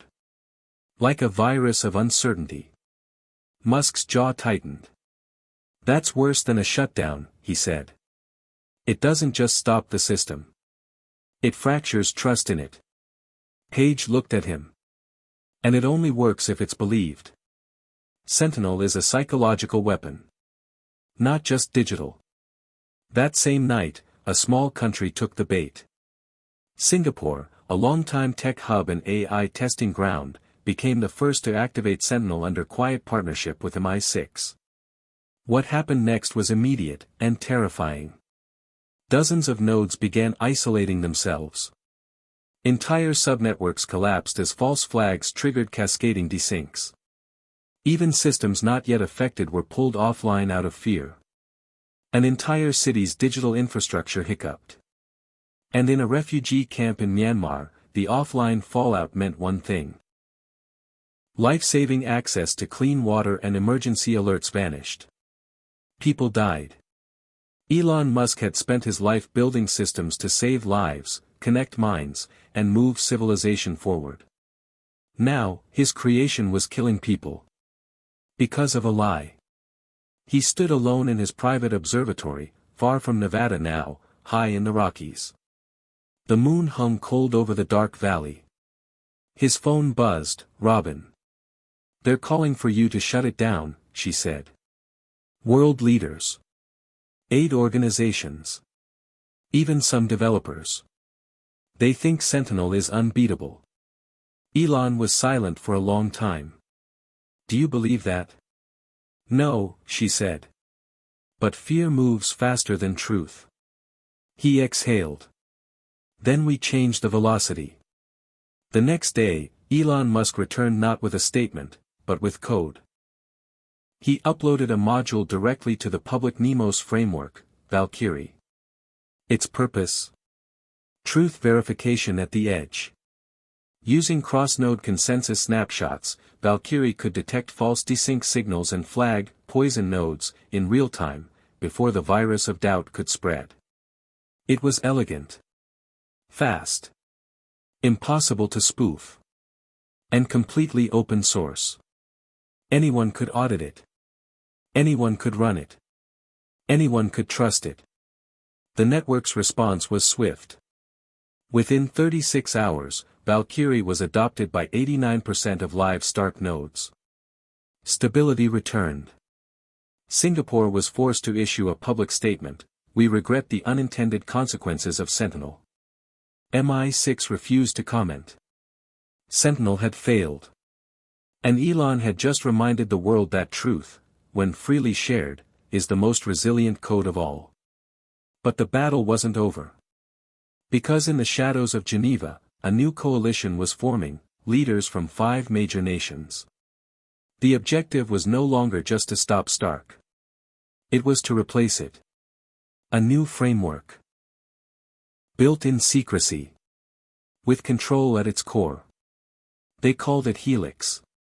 And they only needed one thing to get it off the ground. Elon Musk. That night, Musk sat across from a powerful man in an unmarked jet over the Atlantic. You've built something extraordinary, the man said, sliding a folder across the table. But the world doesn't run on dreams. It runs on structure. On regulation. On order. Musk opened the folder. Inside, a full offer. A $20 billion acquisition. Total control of Helix. Musk as the architect. Global backing. Guaranteed legal protection. All he had to do was walk away from Stark. From Nemos. From the chaos. From the people. Musk looked up. Let me ask you something, he said. If you had a system that finally gave people power they didn't have to beg for, would you sell it back to the ones they had to beg from? The man leaned back, unfazed.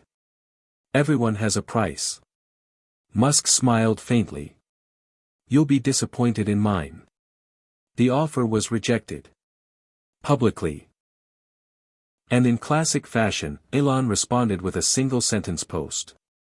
I'd rather be free in chaos than rich in chains. Hashtag no to Helix, hashtag yes to the people. Hit subscribe and tell us, would you choose freedom, even if it came with uncertainty? The message was clear. They could build a replacement. They could even pay the world's richest man to walk away. But they couldn't kill an idea. Not anymore. The storm finally came, not as a tweet, not as a press leak, not even as a legal summons. It came as silence. And then, a knock. Elon Musk had taken risks before. He'd stared down regulators, laughed in the face of short sellers, walked through PR fires like they were fog. But this was different. Because this time, it wasn't business. It was personal. The knock came at exactly 4:06 a.m. Elon had been up, reading node reports from rural Laos, where Stark was helping rebuild a post-flood communication network. The system was finally stabilizing after the Sentinel scare. Valkyrie had done its job. But when he opened the door to his Colorado safe house, what greeted him wasn't a delivery or a security team. It was Xenia. His ex-wife.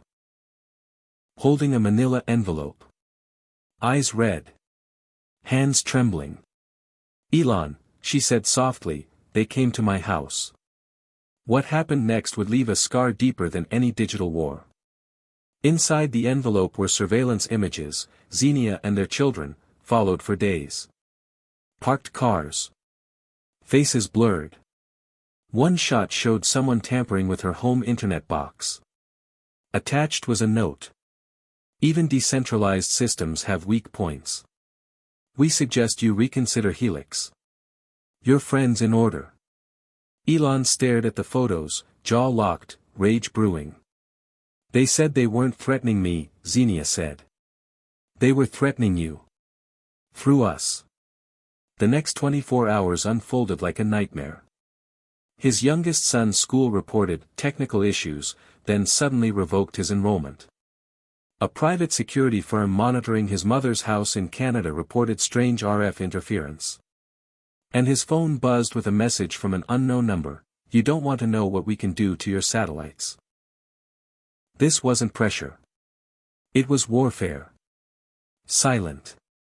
Sophisticated. Personal. Robin tried to stay calm. We'll move your family. Off-grid. Military-grade protocols. Full asset rotation. No, Musk snapped. They want me cornered. If I hide, I give them the win. Paige looked up from her console. Then what do you do? He didn't answer right away. Instead, he walked over to the window and stared out at the mountains, still snow-capped, bathed in early morning light. It looked peaceful. But peace was a lie. They don't fear code, Musk finally said. They fear truth with a face. He turned back. Then I'm going to give them one. At 6 p.m. Pacific Standard Time, Elon Musk went live on a global broadcast, no warning. No countdown. Just a direct message to humanity. The background was stark, no branding. Just him. Alone. Center frame. His eyes were tired. But they burned. I've spent my life building things. Some worked. Some didn't. But I've always believed one thing, that the future should belong to everyone, not just those who can buy it, regulate it, or kill it. He held up the photos from the envelope. They came from my family. They threatened my children. Not because I built something dangerous, but because I wouldn't sell it. You deserve to know what they're trying to build in secret. A system called Helix. One controlled by a coalition of governments and corporate elites. It looks like Stark. It talks like Stark. But it isn't yours. It never will be. He leaned in. You only get one shot at a future that doesn't ask permission. This is it. He paused. And if you're hearing this, I need your help. The stream ended. Then the message spread. Fast. Within 12 hours, a spontaneous campaign erupted across the network, #ProtectTheSpark. Developers offered security audits. Whistleblowers inside the Helix project leaked design schematics. A rogue satellite engineer published backup coordinates for Starlink nodes in safe zones, should interference escalate. For every threat Elon faced, the world countered with defiance. The people weren't protecting him. They were protecting the idea he had refused to sell. But the damage wasn't just external. Inside the Stark core team, fractures formed. Jason, the engineer who'd helped build the original Stark mesh code, abruptly resigned. His exit memo read like a warning. This isn't a project anymore. It's a religion. And religions get people hurt. He wasn't alone. Others left quietly. Funding from previously supportive donors began to dry up. And most crushing of all, Xenia took the kids and moved to Switzerland, citing unmanageable risk. Elon didn't stop her. Because he couldn't promise safety anymore. And that broke him more than anything else ever had. One night, Robin found Elon alone in the lab. No tech. No tablet. Just a notebook in his lap. Writing code, she asked. He shook his head. Writing a letter. She sat beside him. To who? He closed the notebook gently. To my kids. Silence filled the room. I used to think changing the world was the most important thing, he said. Now I realize, it means nothing if they're not safe in it. Robin nodded, tears welling in her eyes. But maybe you're giving them a world where they don't have to ask for safety. Where it's already theirs. He looked up. That's the only reason I'm still here. By the end of the week, Helix went quiet. No press releases. No threats. Just silence. Because now the world was watching, and Musk had made sure there was no place left to hide. But the cost? It was steep. Freedom always is. The world didn't change overnight. But the tectonic shifts were impossible to ignore. In the weeks that followed Elon's broadcast, a strange transformation took hold of global sentiment. It wasn't just the technology people were fascinated with, it was the promise behind it. The idea that they could own the future, not just inherit it from the powerful hands of governments and corporate monopolies. But not everyone embraced this revolution. The reaction to Elon's message was polarizing. On one side, public figures rallied behind the idea of a truly decentralized future. Activists. Developers. Even ordinary citizens. The hashtag #ProtectTheSpark didn't just trend, it became a movement. Crowds gathered in cities across the globe, protesting not only the surveillance state but the very notion that power could be concentrated in the hands of a few. For the first time in years, people felt like they had a voice, and they used it to demand access to something far more valuable than money, freedom. On the other side, those who had been preparing to launch Helix saw their dream, and their plans, begin to unravel. The Helix coalition had spent millions building what they thought was a foolproof system. A framework designed to put control back in the hands of governments, offering an alternative to decentralized chaos. They had planned for every contingency, except one. They had underestimated how badly people wanted freedom. The first crack appeared in Geneva, at a closed-door meeting of the Helix leadership. The room was cold, and the atmosphere even colder. Attendees shifted uncomfortably as the minutes ticked by. On the agenda, a full review of the ongoing Stark conflict. "We underestimated Musk," said a voice in the room, clipped and steely. "We underestimated the people." The man was Victor Roth, the head of Helix's central operations. He was one of the architects of the project, a businessman who had spent decades maneuvering through the political landscape. Roth had always believed that stability, not freedom, was the key to maintaining global order.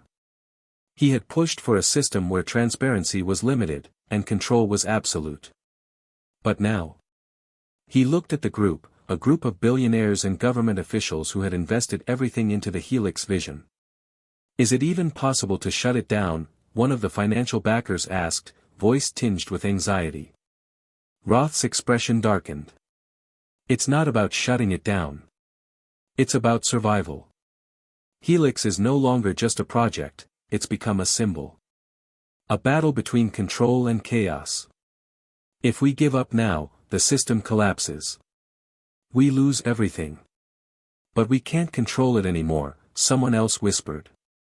"Not if Musk's code keeps spreading," Roth shot back. They all knew the truth, and none of them liked it. Valkyrie was winning. The decentralized network was too strong, too dynamic, and Musk's code was spreading like wildfire. Even traditional financial institutions were starting to adopt Stark's protocols for secure transactions, fearing the destabilization of their centralized systems. The writing was on the wall.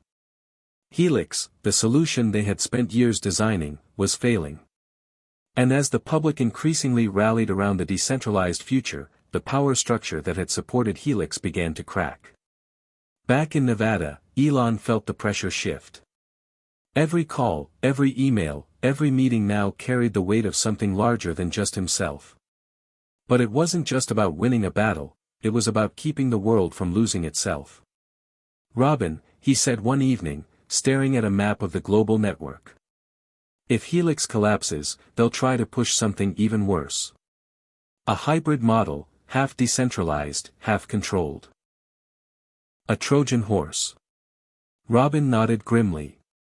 "I know. But what do you propose?" "We make sure they have no choice but to build with the people in mind.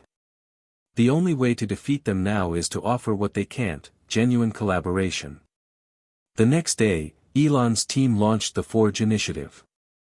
It was simple but brilliant, a public consortium of developers, engineers, and activists, designed to formalize the decentralized ethos that Stark had begun. Instead of being a central authority, the Forge would be a framework, a place where anyone, from the smallest coder to the largest corporation, could contribute to the network. It wasn't about Musk or Stark. It was about everyone. Open. Transparent. Irreversibly decentralized. The Forge exploded onto the global stage. It was immediately hailed as a blueprint for the future, a response to Helix's suffocating control. Musk had turned the tables again, this time with a unified vision for the people. But the response from Helix was predictable. They tried to discredit it. They launched media campaigns. They argued that the Forge was nothing more than a wild, untested experiment. That it was too dangerous for national security. That it was nothing more than Musk's desperate play for relevance.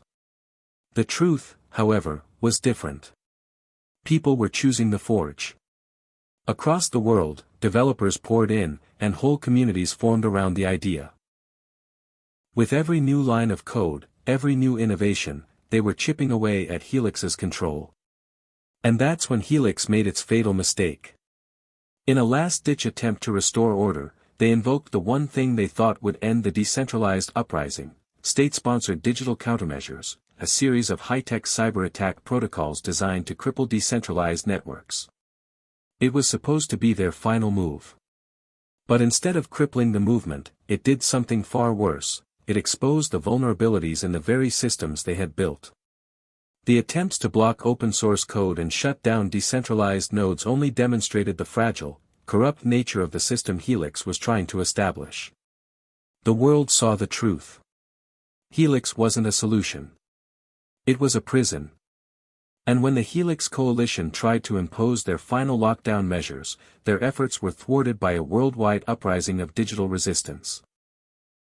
Every line of code they wrote to control the system became a line of code that broke their grip. One by one, key players in the Helix project defected. High-ranking officials, developers, corporate backers. Everyone who had a stake in the failed venture began pulling back, realizing the world was done with top-down control. The fall of Helix was as swift as it was inevitable. Governments tried to salvage parts of it. But the damage was done. They had lost the people. And once that happened, no system, no matter how sophisticated, could ever hold its ground. Elon Musk stood at the helm of something far greater than he had ever imagined: a new world order, built on transparency, trust, and freedom. For the first time in history, the people, every individual, every voice, had control. And it wasn't just about technology. It was about reclaiming what had been lost. The future, at long last, belonged to them. But it came at a cost. And that cost would be paid for in the currency of time, as the scars of Helix's failure would take years to heal. The war was over, but the revolution had just begun. The aftermath of the Helix collapse rippled through the global network, and it wasn't just about the tech. It wasn't just about the code, the satellites, or the lost battles of corporations and governments. It was about something much larger. It was about the world itself, a world now reshaped, reconstructed in the image of its people. And no one knew that better than Elon Musk. 6 months had passed since the fall of Helix. In that time, the world had shifted. Stark, Valkyrie, and the Forge were no longer just ideas. They were infrastructure. Entire cities now operated on decentralized models, with no central authority dictating who could access what or how resources were distributed. Education platforms were open source, powered by global networks that had once been classified as dangerous. But there was still a question hanging in the air: what did it mean for Elon? What did it mean for the world's most famous visionary, the man who had started it all, who had toppled empires, who had risked everything for freedom? The man who had sacrificed his family, his reputation, and his peace of mind for something greater than himself. Elon sat in his office, overlooking the sprawling campus of his new venture. What had once been a high-security fortress now resembled a beacon of innovation. Teams from all over the world collaborated in a space built on complete transparency, free from the confines of the old, broken systems. Helix was no more, but the fight wasn't over. Across the table sat Robin, who had remained by his side through it all. Her eyes were tired, but there was a fire in them that hadn't diminished. "So, what now?" she asked, leaning back in her chair. "Is this it? Are we done?" Elon didn't answer immediately. He looked out the window. The view had changed, too. In the distance, a new city was taking shape, one that had risen from the ground up, from the digital networks that had once been the target of the old powers. It was a symbol, a promise of what the future could be. "No," he said quietly. "We're just beginning." The Forge wasn't just a network anymore. It had become a living organism.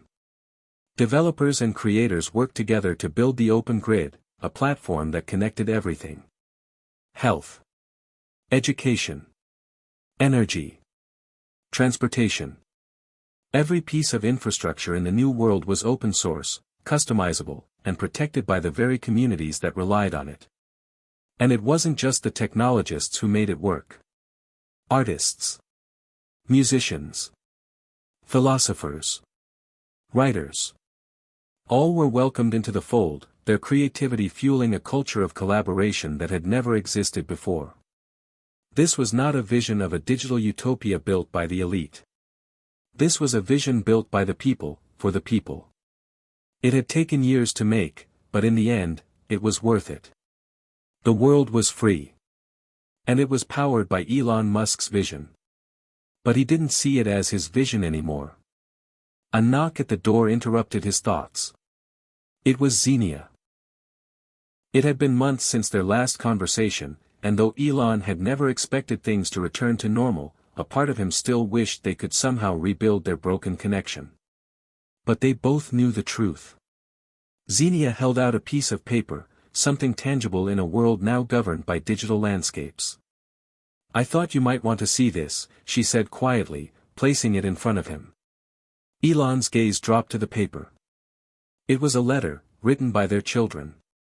"Dad, we're proud of you. We don't always understand everything, but we know you were fighting for us. We're doing okay. We're safe. We love you." Elon swallowed hard. There was no avoiding it. The damage had been done. But this letter, this simple note, was a reminder of what mattered most. He looked up at Xenia. "I don't know how to fix this." "You don't have to," she replied softly. "What you've done is bigger than anything. It's the future. And we're a part of it, even if it's not perfect." He smiled, the weight lifting from his shoulders, just a little.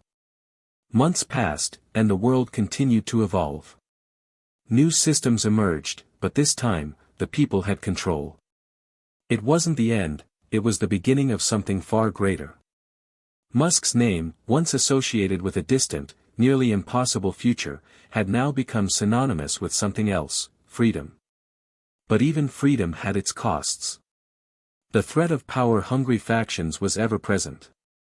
There would always be those who tried to manipulate the systems for their gain. But for the first time, the people were equipped to fight back. With every attack, with every challenge, they learned, grew stronger, and developed solutions that were shared by everyone: open source, decentralized, unstoppable. Elon had changed the course of history, but now the future wasn't his to control. It was the people's. One evening, Elon stood in front of the world once more. This time, it wasn't a broadcast. It was a quiet, reflective moment. The cameras were on him, but his tone was different. It was no longer the voice of a man who had to convince the world of something. It was the voice of a man who had seen the truth of what he'd created. "We've reached a point where the systems we build are not just ours to control. They're ours to protect. And it's up to us, together, to make sure that no one ever has to fight for their freedom again." He paused. "The future is yours." And with that, the screen went black. The world was ready. The future had begun. Hit subscribe and leave a comment with where you're watching from. This story might just spark a new beginning. What's one thing that always pushes you forward, even when things get tough?